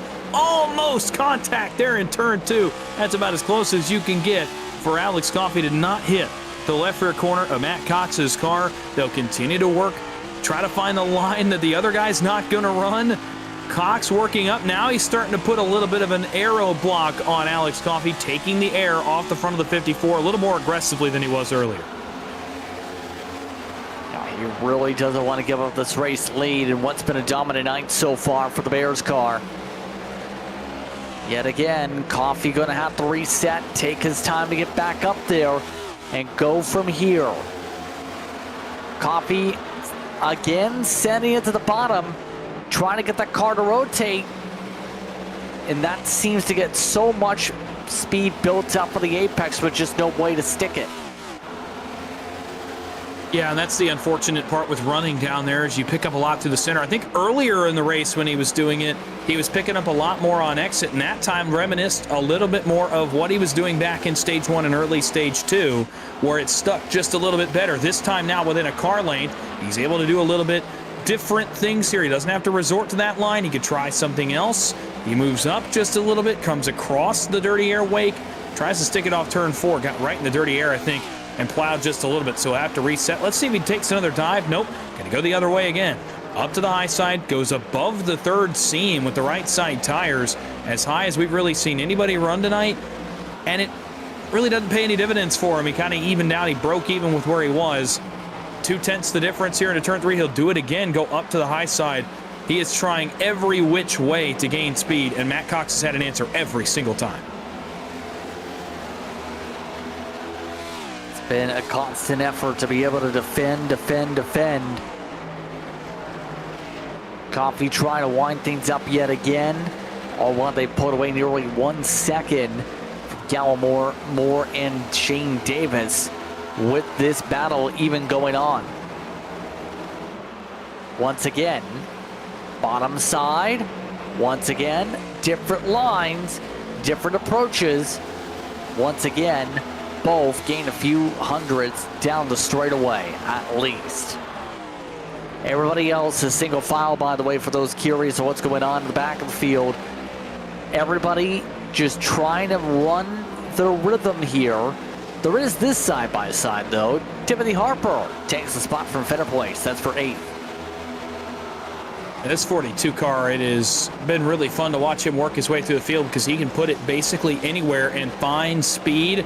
Long run, this car looked really good in practice, as I've mentioned a couple different times. So race starting to play into Harper's hands as he tries to get something going from the 8th position. Again, about as high as he has run tonight, up from 20th to 8th right now is Timothy Harper. Everybody else, again, like you said, is kind of singled out waiting for this fuel stop and a 4-tire change to come up.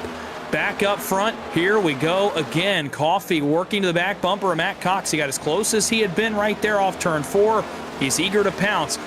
This is very reminiscent of Darlington and the battle we saw between Coffee and Bikey. Coffee through the kitchen sink at the 27 on that last run of the race before he eventually had to use the bumper. And my question now will be, with 80 laps to go, if these two continue to be in the same zip code and running this close to each other, does Alex Coffey remember that? Does he think, well, do I want to try that again here tonight? Is that the only chance he'll have to win this race?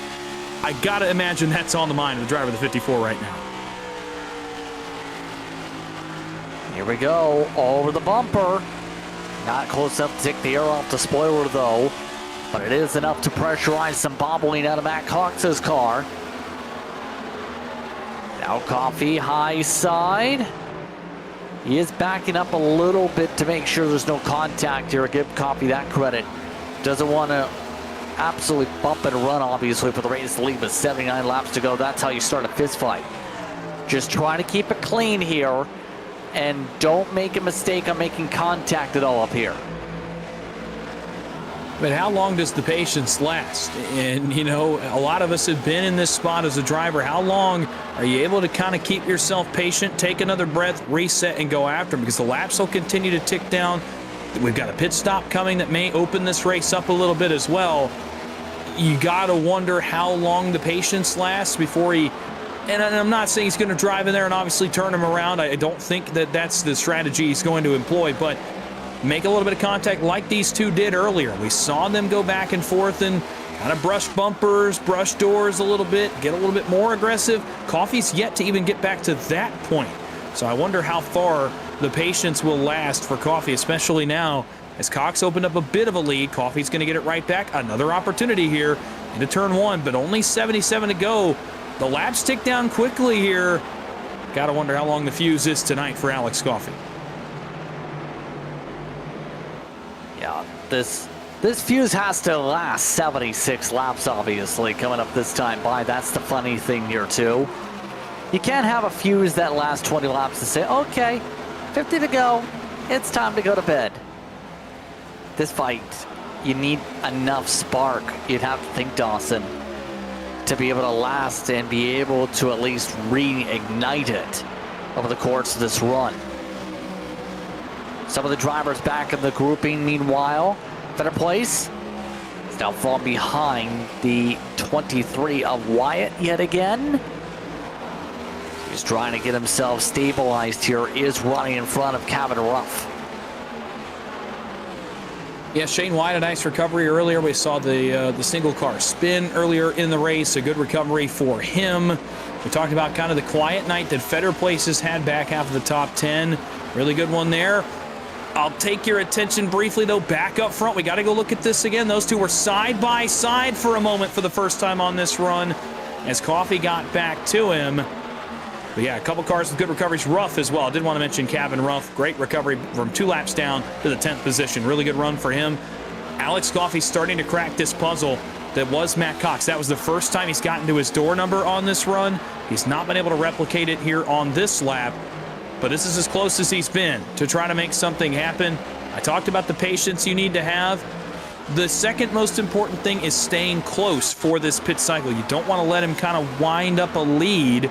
You want to at least keep him close. You can't pass him. Keep him close enough. You can see when he pits. You can match his pit strategy and be right there with him when the last run of the race starts.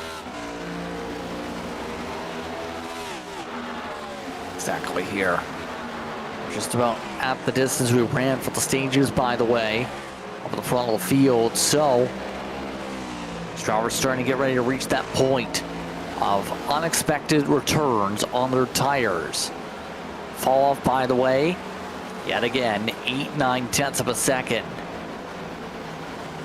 And that's been the interesting thing. Anybody who's fallen off more than 9/10 has been left on an island. 5 to 10 seconds back of the race leader. Coffee going for another deep lunge yet again. Makes the time stick pretty well, but not enough to maintain on corner ranks that they are reaching Chris Spear for lap traffic also, by the way. Yeah, we'll have to see, obviously, how hard Spear decides to race it. Man, Coffee driving really deep in that time. It's like he winds it up over the course of about 3-4 laps. He waits, kind of backs it off just a little bit, maybe cools the tires down just a little, and then goes right back to work doing exactly what we're seeing right now. Dived in the inside. He took the run 4 laps ago to get alongside Matt Cox. Just has not been able to replicate that since, but he's able to break even with time and stay close. He'll now likely spend a couple laps winding it up. This time he goes half a lane higher than Cox does, trying to wind that speed back up and make another lunge at it. He's just not quite close enough to make it work. What he wants to do there is kind of throw his rear bumper across Matt Cox. The problem is he's not been able to get alongside him and make that lunge. So when he makes the lunge, he's only able to get to about the left rear quarter panel, and then the speed dies out. He has to get on the brakes just a little bit to stay off the 32, and unfortunately just kind of has to stick with it. Although this time, another lunge to the inside. Again, not enough to get alongside Matt Cox, but he continues to keep the pressure on. The inside lane is really working well for him. I'm honestly pretty surprised how well it's working to this point in the race. I did not know that there would be that much turn down that low on the racetrack. I've seen it really work in the trucks in particular, where drivers have been able to run the full apron down there and then make it work on the long run. The thing is, you have to be good at shifting and really good at managing the rear tires before you spin the truck out. But this Cup car, at least, it is working like it was a bit in the Gen 6 car in the Coke Series a few years ago, where you could get that bite also. Now, Coffee trying the high side instead. See if that's going to work. No. Lost ground on Apex off yet again. It's such a decisive battle amongst the different lines we've talked about all night. At this point, you got to be wondering what Coffee's going in his mind here in terms of the momentum. Right now, the way things are swinging, Matt Cox would take the #1 spot in the standings if things stay the way things are going with how the stages have gone. Well, and it's ever important, obviously, to get, potentially get a win and lock yourself into the round of 8 as well. Again, with the smaller margin of error, you don't have the 60-point differential that Alex Coffey did in round 1. Matt Cox had a similar differential as well. That has been basically cut in half. And so now, considering the fact you will not be locked in, leaving New Hampshire, Kansas next week, I say wild card a little loosely for Kansas, but it's more wide open. There can be some more chaos there. And then certainly in 2 weeks when we head to Charlotte for the Charlotte Roval, these guys would both like to be locked in when we head there, because that is about as much chaos as we'll get in this playoffs really for the entire 10 races. So to get a win here in New Hampshire, it not only continues your momentum, but it also secures your spot in the round of 8 as we watch a pit stop there for Warren Young. Sees in his box, he slid through it just a little bit, so maybe the beginning of the pit cycle is underway as well here with 65 to go. So the window is open for some. Warren Young was towards the middle of the back of the pack in this one. Trying something really different here on the wall. Let's see if it will stick here. Gap now nearly 3 seconds for the top two, but the rest of the pack, by the way, as we run, another driver is coming in this time. Shane P. Davis just took a very conservative run to pit road. He did already have left side damage on his car, though, so it looks like he's having a problem. So the 79 has indeed done something to the race car. I can confirm he hit the inside wall a couple laps ago, and Warren Young has also just parked it. So perhaps not quite the open pay window yet. Some guys having some problems on the race car, but that window is quickly starting to open, though. We're getting to that lap where we could start to see drivers come down pit road, make a pit stop, make it to the end of the race, and go from there and kind of just let the chips fall where they may. And Coffey is starting to lose some of this gap. You see it here visually. He's now about 5 car lengths back of Matt Cox and losing time. He's trying to regroup and at least keep himself close. But Cox's car has come to life the past 3 laps. He's driving away just a little bit on Coffey. The gap half a second. Again, we mentioned 3+ seconds back to Gallimore, 6 seconds back to 4th place Corey Moore, and then it just snowballs from there for the guys behind them. 10th place Victor Pfluger, 11 seconds back of the lead. A potential battle working here for 5th. Timothy Harper has, mostly under green, driven through the field. Plus 14 on the night, he's up to 6th. And trying to chase down Sean Rogers for 5th. The 42 has a ton of speed. I just think it's going to be too little too late to get into the conversation with the leaders.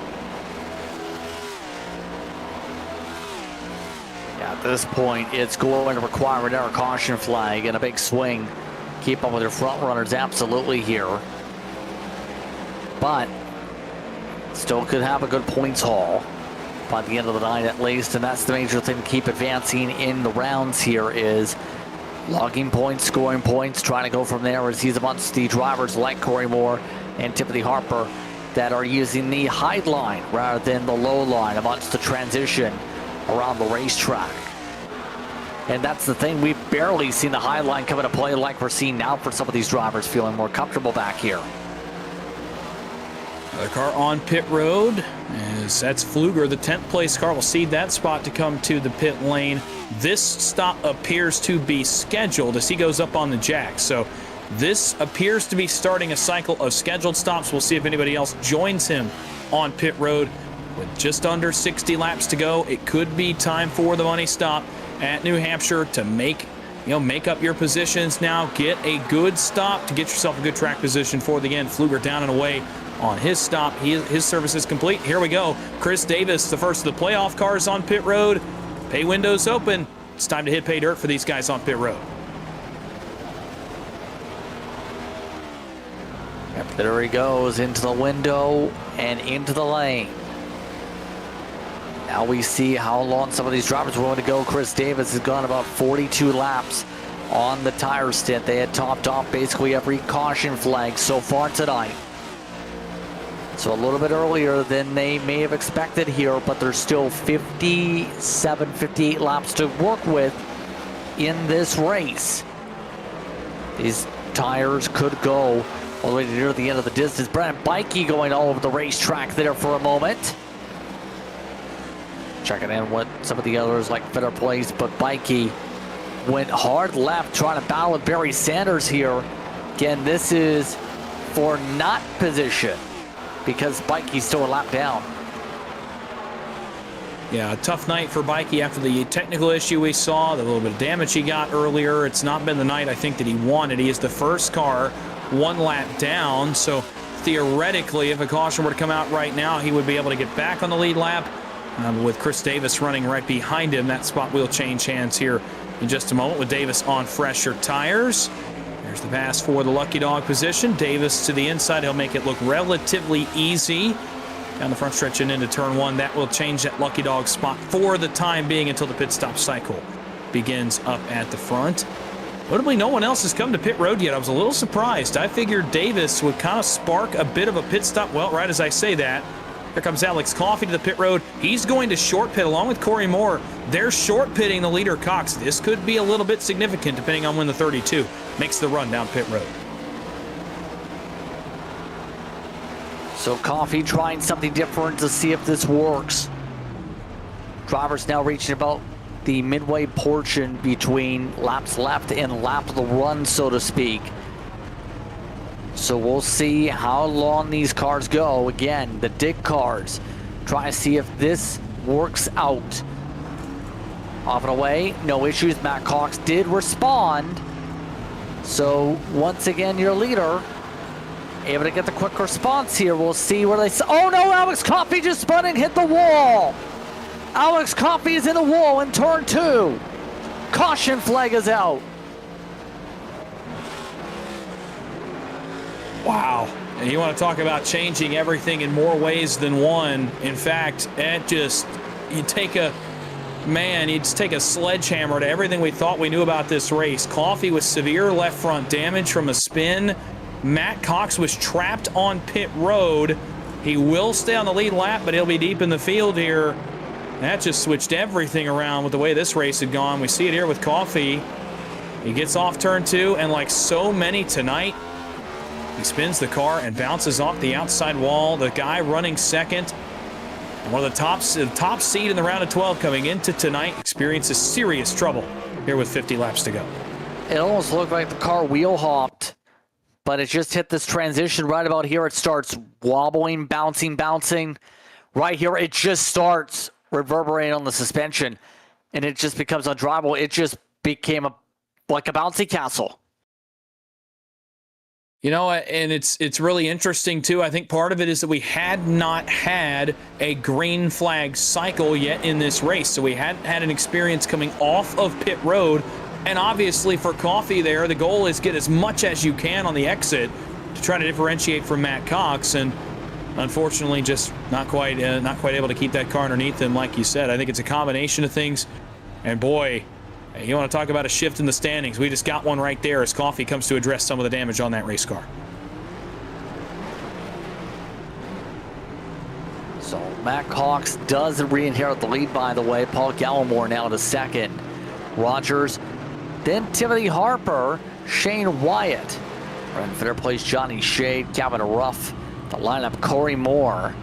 Also is amongst the drivers, believe, who got the wave around with the lucky dog position with the top of the caution flag. So things are jumbled, but it's not a bad spot at all still for Matt Cox with the new tires. It's just now that some of the drivers that have been in the back much of the way are starting to get some chances up front, like Timothy Harper. Yeah, Harper was the one I was going to mention. Gallimore has been good tonight as well. You wonder what adjustments that maybe those two cars have made on these last couple of pit stops and trying to find something, anything, to differentiate them tonight. Sean Rogers is as high as he's been. He's up to third. Shane Wyatt is fifth. Feder Place is sixth. Johnny Shade is up here. A big jumble in the top 10 after that green flag pit stop cycle. Gallimore has been so good. I'm not sure if that car has much on the long run for Cox, but if we get into some caution flags here, cautions do breed cautions, as they say, things could get a little interesting for Matt Cox. He has to continue to win race starts with 50 to go as well. So let's try this here with 50 to go. Coming to the Simrat Market restart zone. Cox, Gallimore, Rogers, Harper, Wyatt, the top 5. Feder Place, Shade, Ruff, Medina, Sanders, Moore, and King. Green flag is out. We're back on our way. And the battle is on to see, can anybody keep up with the 32? They're crashing for second. Contact between two teammates. Gallimore set up the racetrack. Gallimore able to hold on to it. Oh, wow. More drivers with issues. Johnny Shade just bobbled off the corner. Everybody having troubles off the start. I mean, that is a huge save for Paul Gallimore. I know the track position is going to haunt him just a little bit here that he just lost, but if he is able to make the round of 8 in 2 weeks because, you know, he was able to keep the car clean, he'll look back at that moment right there as the moment that potentially saved his season, keeping that car out of the wall and out of a bigger incident, and now has 49 laps to get some spots back and salvage the night.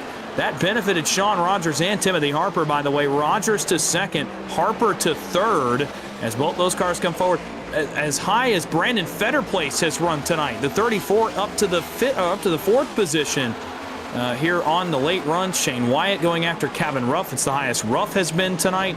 It's the highest Wyatt has been tonight. It's the highest Barry Sanders has been tonight. Behind them in 7th in the 81. He's on the attack as well. Trying to be able to recover some spots here. Will they be able to try and make some passes here on the short run? Everybody going single file for now. We'll say Timothy Harper's all over the rear end of Sean Rogers just about here. Trying to find a way to get to a race high second. He's now putting the bumper to the 44. Harper backed out of it though. Allows Rogers to save it and resets 1 second back of the leader. As now he goes for another bump just about. Well, the patience runs thin, and it makes sense. Not as many laps to go. You're inside of 50 to go, and I think Harper realizes that Cox is scooting away. He's driving away from these guys just the slightest bit. Harper knows he's got a good car. Man, he just sailed it in there again. That's the third time he's tried to sail it into the bumper of Rogers and move him out of the groove, because he knows he probably has something for Cox, but he's got to get by Rogers to do something about it. There's the lunge to the inside. Ooh, some troubles here for Chris Davis, I believe, and the caution's out. I think it's for the 74. Back under yellow, and it is for the 74, Chris Davis. He goes around. He was running in the 11th position at the top of the caution flag. Another gremlin strikes in turn 2, and another crumpled front nose, this time for a Chevy. Take a look at the replay, and it's Calamity Corner again. This time got the inside wall, not the outside. That's pretty severe front end damage. The 74 of Davis, he was running back here right behind Paul Gallimore. These guys both tried to recover some spots, and similarly to everyone else, slide, car gets out from under you, overcorrection, and then it hits the inside wall. It's a carbon copy basically of what we've seen 4 or 5 times in this one so far.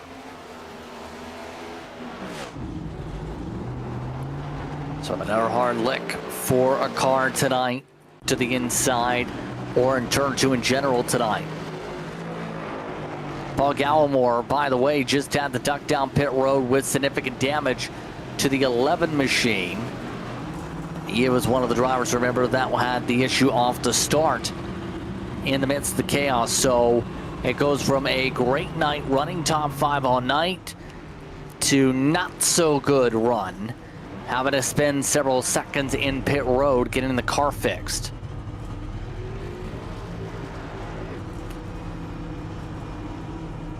We'll say contact starting to rise. Cautions, precautions here, Dawson. What some of the drivers probably do not want to see, because that will mean a lot of potential for contact. I think one driver in particular that doesn't want to see it, and I talked about it on the last restarts, Matt Cox. He had driven away 1.2 seconds and looked to be pretty well cruising. Now, Timothy Harper, I think, has a car that can compete, but he was stuck behind Sean Rogers, and that was allowing Cox to build a gap that almost felt insurmountable with the amount of laps we have left. So, obviously, Cox, he does not love the prospect of more restarts. He's gotten good ones all night, but he would much rather come around and have this thing finish under the green flag, so he does not have the potential for something to happen to him. Notably right there, Alex Coffey, who was just involved in the incident a moment ago, is back on the lead lap in 15th position. So night is not over for Coffey, but he's got some work to do to try to salvage something out of a night that has turned sour for the Dig Esports car in the 54.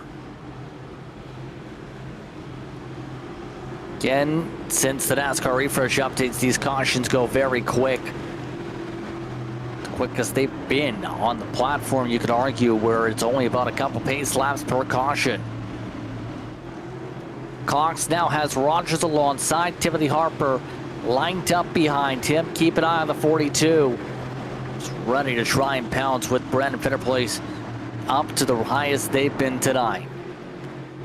Zimmerman Market restart zone. Green flag is out. Harper times it up. Rogers kept sleeping on the restart, and Harper is up to second.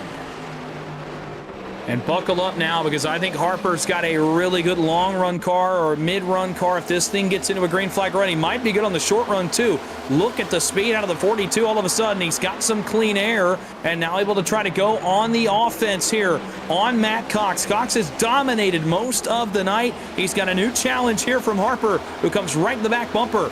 Out back of them, Kevin Ruff is on the move in the 14. He was 2 laps down early after the technical issue on the grid. He's trying to get third from Sean Rogers as Harper tries to get the lead from Cox. Almost got to the outside of him. Out back, they continue to battle 2 wide. Corey Moore's in the outside wall, battling back there with Barry Sanders as Harper is going way up the speedway, trying to find something to get around Matt Cox. Will this be enough? Not quite. He'll have to settle back in off turn 4, but he's trying everything he can. Throwing the kitchen sink in the back of the Chicago Bears 4. And now we'll see if Harper's got what it takes to be able to make this move as the clouds come over the racetrack.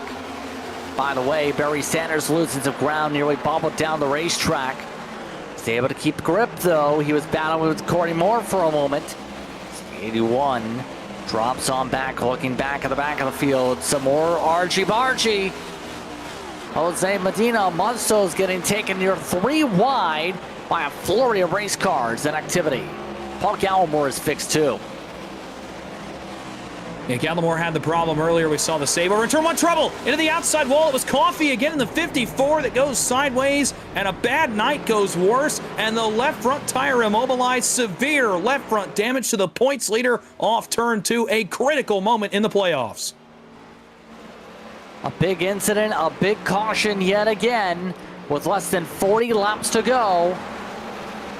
Coffey had been trying to run the low side, but that car just started shaking violently. Like, what in the world was that? It just started vibrating like it was on a bunch of speedy bumps. Yeah, this is hard to explain. We've seen cars wheel hop, and Coffey had done this earlier in the night too, but man, look at wow, that is really an odd look for Coffey, even up off the apron, because we'd seen him do it on the apron. I had yet to see him do it on the banking. I have no idea what happened right there, but whatever it is, and that car was undrivable, and that's a big hit to the outside wall. Again, I mentioned the left front tire. That is obviously really severe suspension damage for Alex Coffey. That may bring his night to an early end with 36 to go, and again, huge implications if that's the case. Corey Moore of Unstos, who just ducked down pit road in. Now becomes the question, do you want the fresher tires here to be able to plow your way to the field and try and see if that works? Fall off band had been 9/10 of a second after 20-30 laps here. Is this a worth enough risk for him here to do this? Barry Sanders, the same thing. Only 16 cars on a lead lap, back to Chris Davis, who just got his lap back a second ago. So a lot of cars laps down. I think it may have been a lot of the cars actually that were on the lead lap, including Davis that just got his lap back, actually also making the dive to pit road. So Moore only loses about 6 spots here basically from where he was, 5 spots from where he was running. So I don't think you lose a ton. You get a little bit fresher Goodyears. You can now be on the attack the rest of the night instead of having to kind of manage your equipment. Now you can really just put the pedal down to the floor and go for it.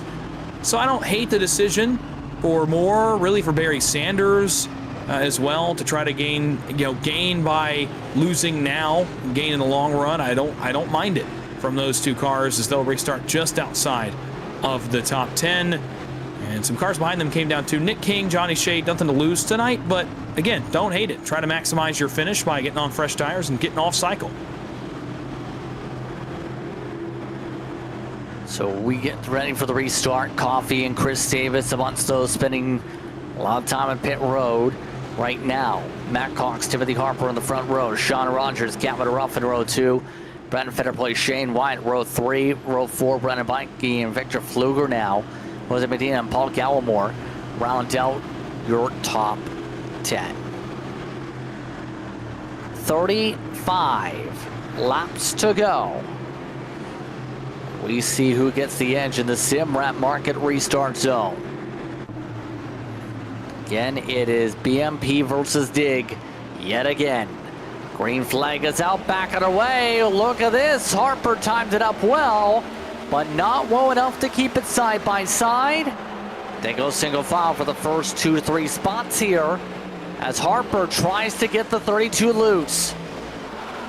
That's the best anyone has timed up Matt Cox all night on a restart right now. He did it on the last one, and Cox did not change his strategy on the restart. He went in the exact same box, side by side.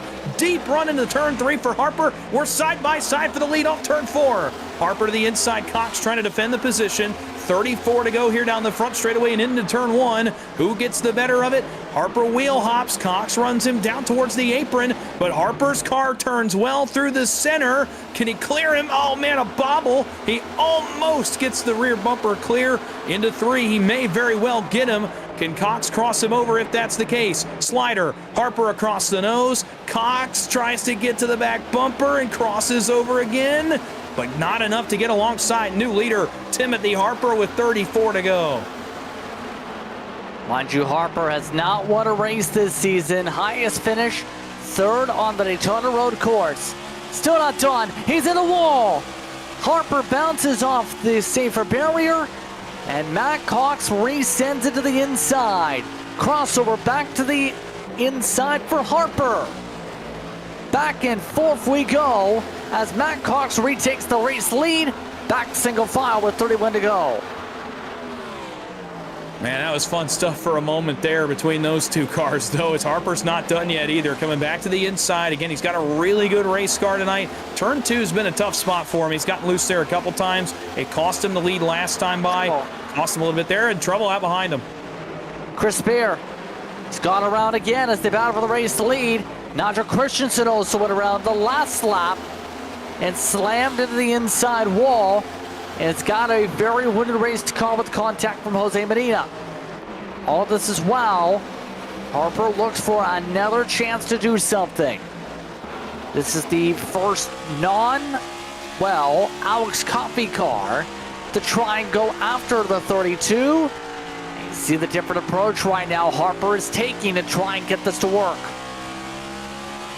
He's trying to launch off the corner. It's not working as well as I think he wants it to. He's able to keep it close, but that high line has just not been very beneficial tonight. A little bit lower, though, that time. He's able to briefly be alongside Cox. I don't think it's going to stick for him. Big bobble there off turn 2, and now it's going to drop 6, 7, 8 tenths. So the leader may drop actually second position as well as Rogers tries to get on by him. And Harper loses all of that he just worked for and more. And it's going to lose more than that. Just got hit in the middle of the corner. 44 Rogers hit him in the fender. Remember, there was those small little bumps between the two of them earlier, and Rogers may have just given him the payback.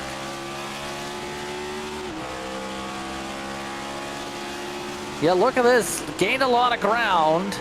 Sends it in and then just washes up into the fender.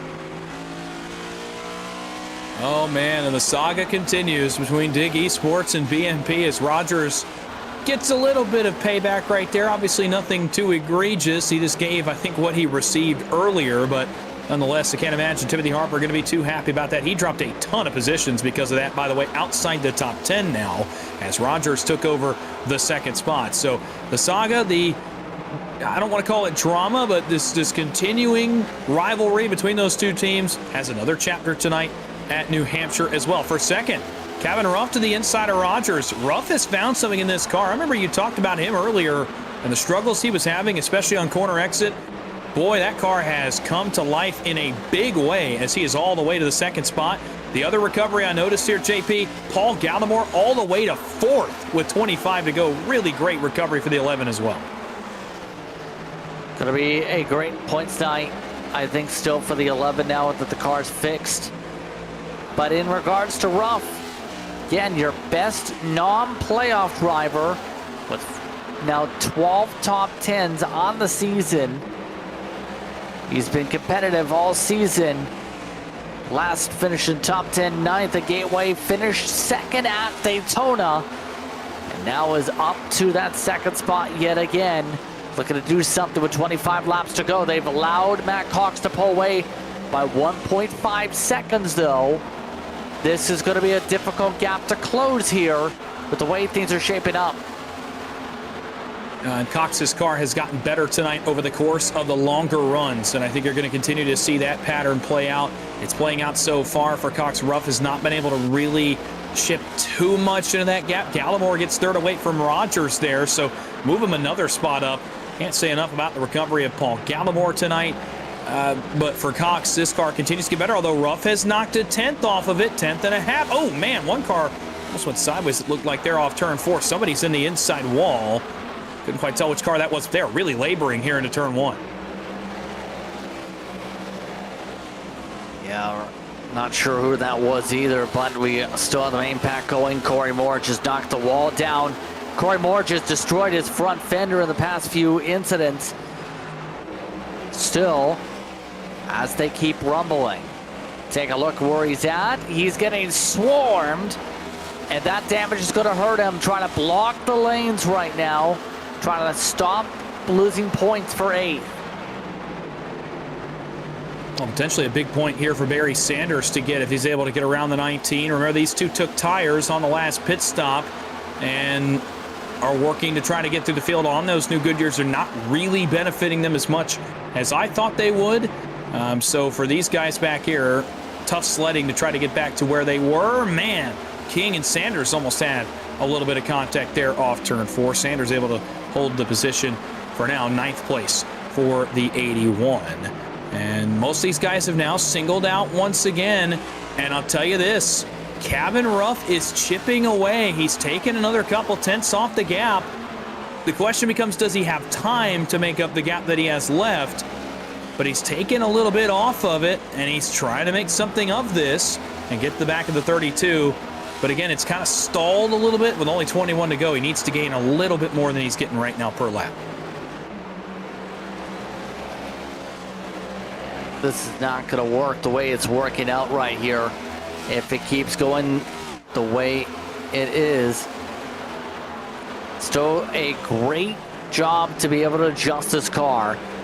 Adjust the driving style for the Warrior Racing Machine. His teammates have been still marred in the back much of the way, but tonight, things switching at the right time for car 14. By the way, Brandon Mikey, his recovery, he's looking for 6th. Drive attack Shane Wyatt with some more speed in the BMP car. Yeah, and I feel like, for Bikey, really, this is the first moment since, I would say, early at Gateway, really even beyond that. Didn't have a ton of speed at Gateway. Didn't have a ton of speed last week at Bristol, and tonight early in the race, that car just looked off. Ran really well at Darlington, swept the stages. You thought maybe that he was going to have a really good playoffs like we've seen out of Cox, and until a few laps ago, Alex Coffey. He just has not been able to replicate the raw speed since then, as Corey Moore is going to go by him. They're going to run side by side for the 7th spot. But tonight, in the second half of the race, I think you're kind of seeing that recovery start. You're seeing some of that raw speed come back. Boy, he drove in there really deep, right on the bumper of Wyatt. That slowed him up just a little bit. I think you're seeing him kind of get back into that Darlington form. The speed is coming back under that car. As he came into tonight plus 20 on the cut line, certainly going to add a little bit of a buff to that gap leaving here from New Hampshire.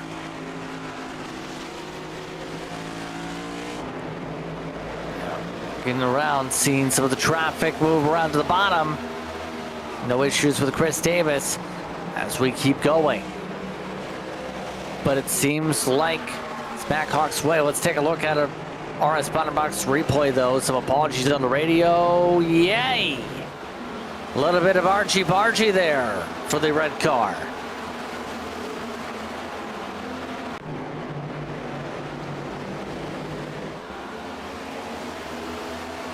Apparently there are spectators who are in the session that are not happy, but what else can you say?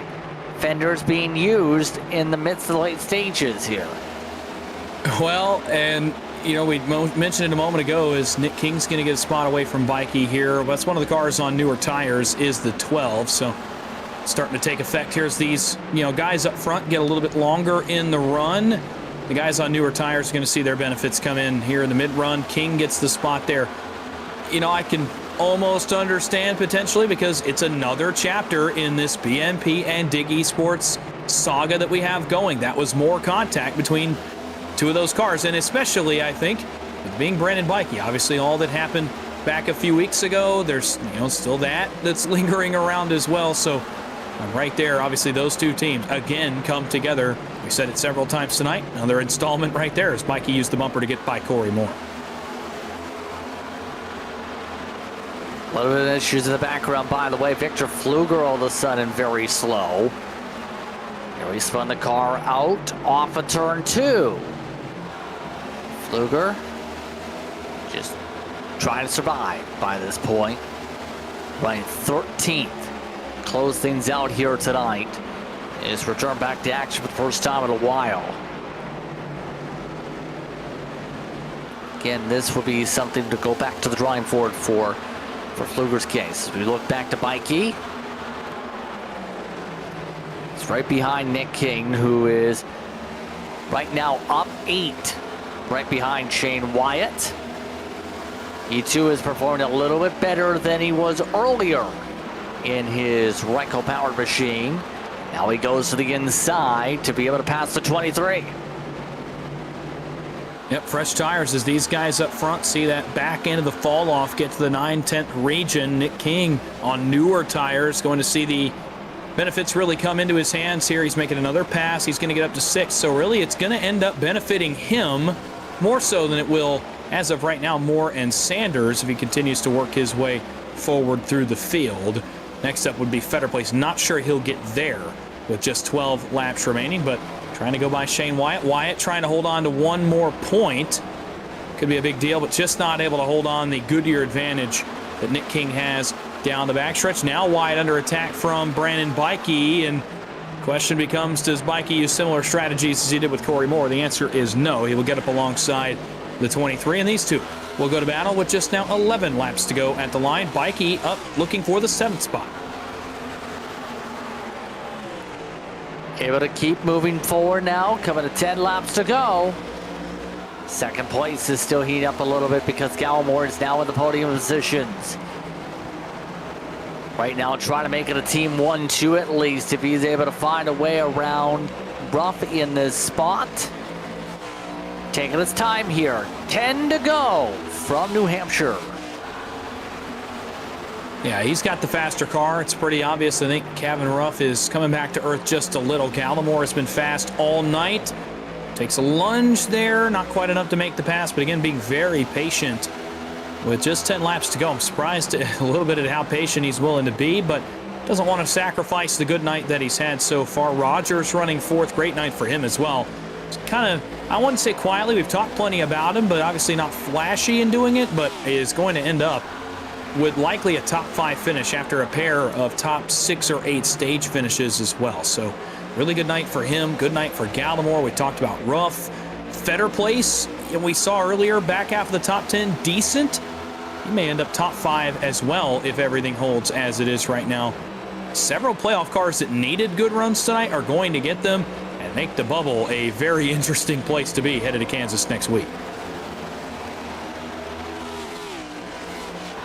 Still ready to close out strong for the run.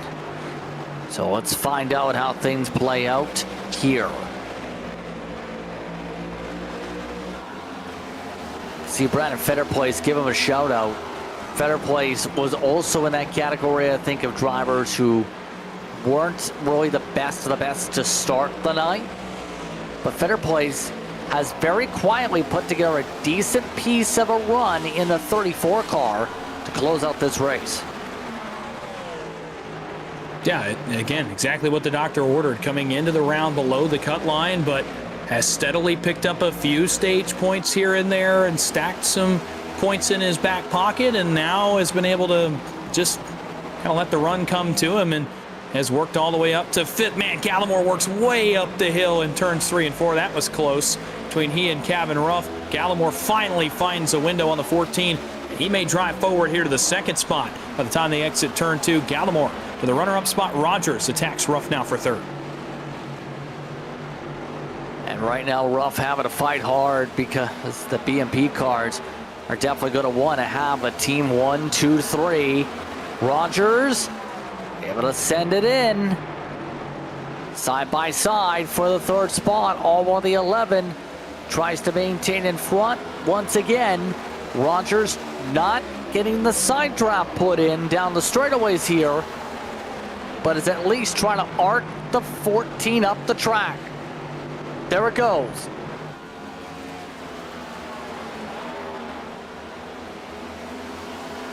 Still not able to clear on by fully here. Now should do it. Parks it in front of Ruff's nose. Ruff makes some contact back. Coming to 5 laps to go. Back and forth they go. Oh boy, a breath holder there for Sean Rogers considering the points position he's in. Man, that is a risky move to make on a non-playoff car with 4 to go, who has no interest in just letting you go by because of the yellow banner on your car. Ruff was racing him very hard. That was a very risky decision for Sean Rogers to do that, but it benefits him. He gets to the third spot. Fetterplay's going to try to get one more on Ruff here. He doesn't have a lot of laps to go, only 3 of them. So not a lot of time to make it work. Fetterplay's going to try to get all the way to 4th by the time this race ends. As of now, banner night for the BMP team. 1, 2, 3, as it'll be 2 laps to go when Cox comes back around. Right now, BMP flexing the muscles to close out the night. It's been a stellar performance for their drivers here this evening. Get a 1, 2, 3, and the next highest is up to 7th. Close out the race with less than 2 laps to go here from New Hampshire. Who will finish out with an error change here? Fetterplace trying to get a change right at the very end. Going up to the late gaming 1 to go though. Matt Cox ready to finish out this race. Put on a dominating performance tonight. More than 150 laps led for the 32 machine. He's been able to strive at the front of the field all season long. Has had the long run speed. Has been able to withstand the best when it comes to the battles.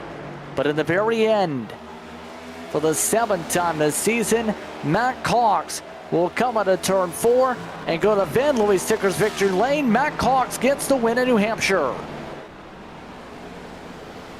About as dominant as it comes to, and a 1, 2, 3 for his team as well. Banner night for them, but for Cox, that's about what you expect out of him all season. That's why he's the winningest driver in the series this season. He picks up win number 7. He'll be the first car locked into the round of 8. Off to the next round of the playoffs he goes with a now chance to breathe before having to go through Kansas and the Roval the next 2 weeks. There he goes, throwing it into celebration here on the front straightaway to Van Louis Stickers victory lane.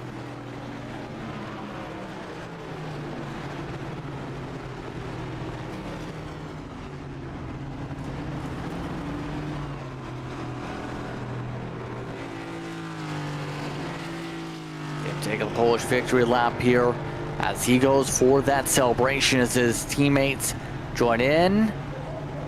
Not sure why he's trying to chase Chris Davis around the racetrack, but hey, why not have some fun? Take a break. Post-race coverage coming up. You watch the Precision Production Network from New Hampshire.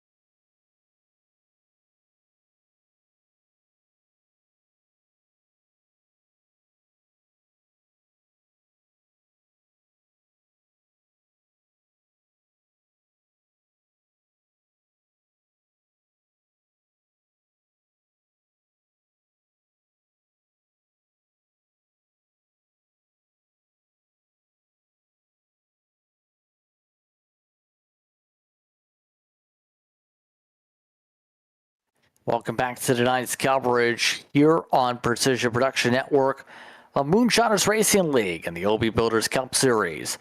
Let's take a look at your race results here tonight. Matt Cox gets the win over Paul Gallimore and Sean Rogers. A team 1-2-3 finish. Calvin Rupp and Brandon Fetterplace get top fives. You also have Nick King, Corey Moore, Brandon Bikey recovers from leaving the session at one point to 8th. Barry Sanders in 9th, and a spin early for Shane Wyatt, season finish in 10th. Timothy Harper, man, it got to be kicking yourself, I think, after the mistake we saw to him. He'll go from 11th tonight. Johnny Shade, Victor Fluger, 12th and 13th. Jose Medina, 14th. Chris Spear, 15th. After his bad luck tonight, he'll come home in 15th. Tough end for Chris Davis in 16th. Same with Nigel Christensen and Blaine Wilson, 17th and 18th. All three playoff cars going to have some work to do next week. Alex Coffey, potentially the biggest playoff implications tonight, finishes 19th after running up front all night long before the incident off pit road. And Shane Davis finishes in the 20th spot. 21st goes the way of Warren Young. Then Brian Curry had several incidents. Greg Carr crashed after a checkup situation in front of him. Matt Mackin never made it on track. That's looked on to bottom of the winner here tonight in this one here for Moonshiners. Let's take the opportunity to speak with your race winner, Matt Cox, coming away with the checker flag here tonight. Matt, how would you describe the battles that you had here tonight on the way to a season-high 7 victories to Van Louis Stickler's victory lane, and now a trip to the round of 8? Yeah, they were fun. Me and Coffee were kind of cutting it up there. That was a lot of fun, a lot of respect. It's basically run as hard as you have to run when you're in the lead, and then try to air block the guy behind you until they can't keep up. So it's just the nature of this racing. But unfortunately, he got some issues and kind of gave me the upper hand there. That would have been fun to see how that played out. Yeah, I was going to say, where do you come into the craftsmanship of where you want to play the lines in that situation and play the aero game? Just wherever they're beating you. Like if you can assess where you're losing ground. I mean, I know that my line, I was running pretty low, and whenever he would get lower than me, he would usually get a run on the inside there. Couldn't really finish the corner because he'd have to come up and cross my wake, but just try to take that away, take that tool out of his belt, and then, kind of just waiting game, because the guy in second is at such a disadvantage having to run through that dirty air. So on that note, how are you now going to approach a track like Kansas, knowing you now already have that round of 8 trip booked? I mean, just like every week, we're going to try and win, right? I mean, I think wouldn't belong here if I wasn't trying to win every week. So still going to try and win, try to race clean, and move on to the next round. Any shout you'd like to give here tonight? Shout out the team. We got a 1, 2, 3 there. Congrats to those guys. I know those guys need some points, and they had a pretty good points day. So congrats to those guys. Congratulations on the run here tonight, Matt. Appreciate you. Thank you.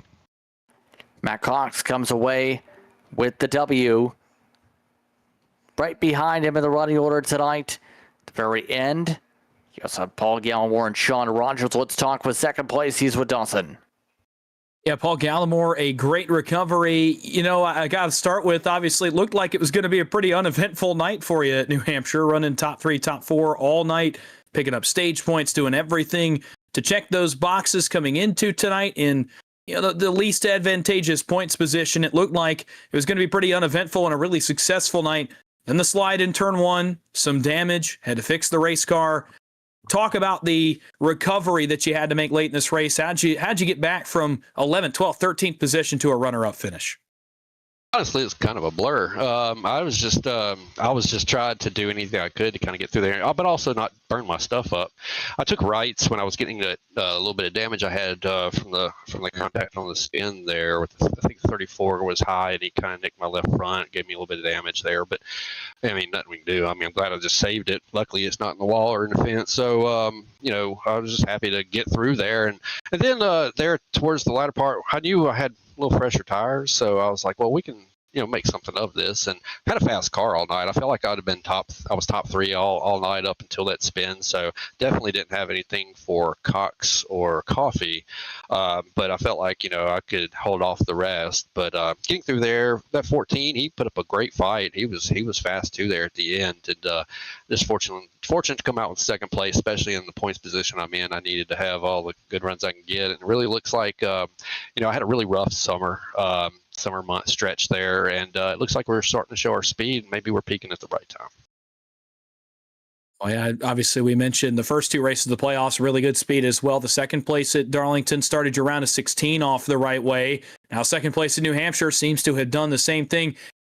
Take us through the importance of a second place run to start a round when you're in that points position. Just, take us through not only the importance of running well and getting yourself in a good point spot, but also just what it does for your mental going forward in the round, knowing, all right, hey, I've got some speed in this round. I can kind of swing with these guys up front. And as we go forward in the round now, just kind of take us through what it does for the mental part of it going forward in the next two races. Certainly, mentally, it's certainly a boost. That kind of boost that you need when you're sitting there, last guy in. I was last guy in last round, last guy in this round, and I come out with a second place finish just like I did at Darlington. So, stage points, those things are so huge when it comes down to this type of racing. So, you want to get as many stage points. I was able to get a few tonight, and that was nice. So, and a solid finish is exactly what we needed. Like I said, I wasn't going to run Cox down, but certainly, felt like if I had a top three car, let's finish it there, going to Kansas, where I think everybody in this league loves running Kansas. So it's a fun track. Should be a great race. On a nice segue into my last question for you, what is now the game plan for you here for Kansas? A wide open mile and a half, a much different track than we've really seen all playoffs to this point. Here in this series, kind of take me through your game plan to continue this momentum, put yourself in a good spot headed to the Charlotte Roval in 2 weeks. Well, with the Roval looming, you're never safe. So, next week it's more of the same of what we did this week. Try to find speed, keep the speed throughout the runs. Battle hard but clean, stay out of trouble, and just try to migrate to the front. Kansas is usually one of my best tracks. Sometimes the finishes don't show that, but as far as just handling whatnot, I just always have a great feel for that place. So we're certainly going to give her all we got, and if I can come out of there with the top five, just like we did the last round there, I think we'll be sitting there at Gateway. I ran really great at Gateway and ended up with a top five there. So. Top five at Kansas would be, icing on the cake, and let's get to some stage points, of course, but then let's just get to the Roval and try to manage and mitigate any losses there, because God knows what's going to happen.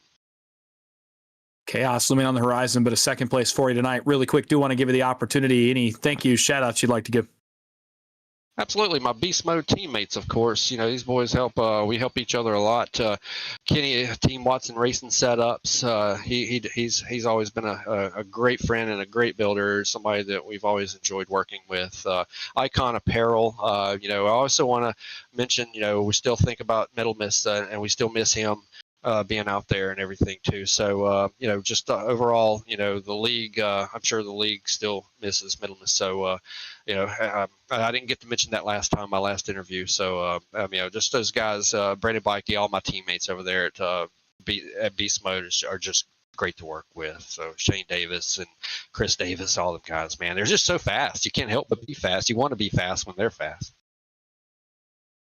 You were fast tonight, second place for you. Thanks for the time, and congrats on the second place run tonight.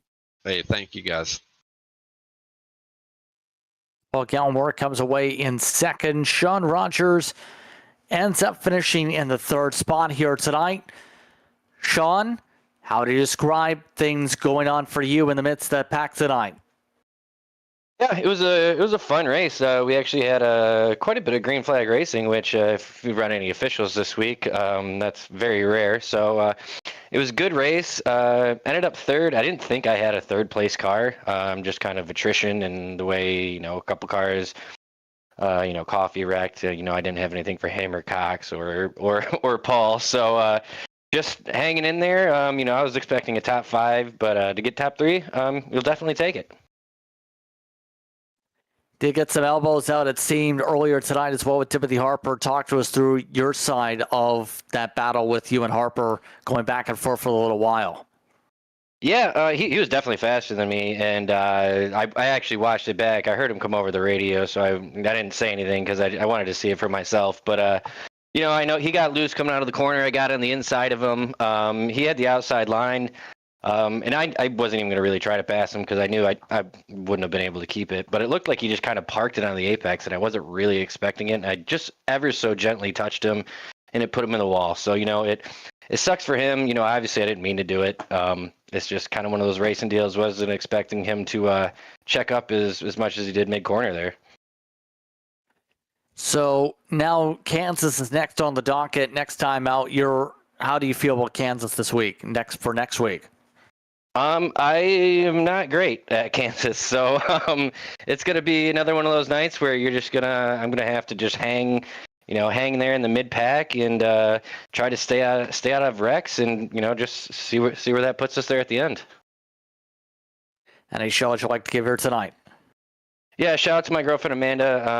I know she was watching. She's usually in the comments. I don't know if she was tonight, but shout out to the guys at BMP and all the work we put in throughout the week. Shout out to the guys at TWS, especially Kenny for building the sets and Bikey for kind of organizing everything. And then shout out to Barry for putting on this league. He does a great job kind of putting up with all of us because I'm sure that's a handful. And shout out to you guys. You guys always put on a good broadcast. And so I look forward to going back and watching that one back. Congratulations on the run here tonight, Sean. Thanks, fellas. Sean Rogers comes away with a top 3 run here. I think the entire top 3 were speaking with during post-race coverage here on Precision Production Network. Your final thoughts on tonight, Dawson, as we get ready for Kansas next week?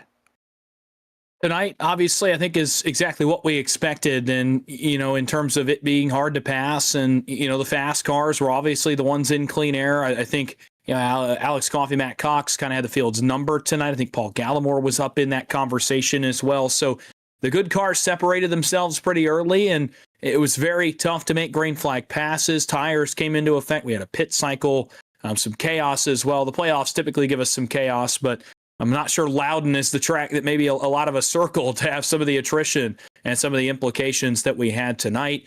Going forward, I love Kansas. It's one of my one of the few tracks I really love racing. When I get to get out on the racetrack, I love that place. So it's going to be a fun one next week.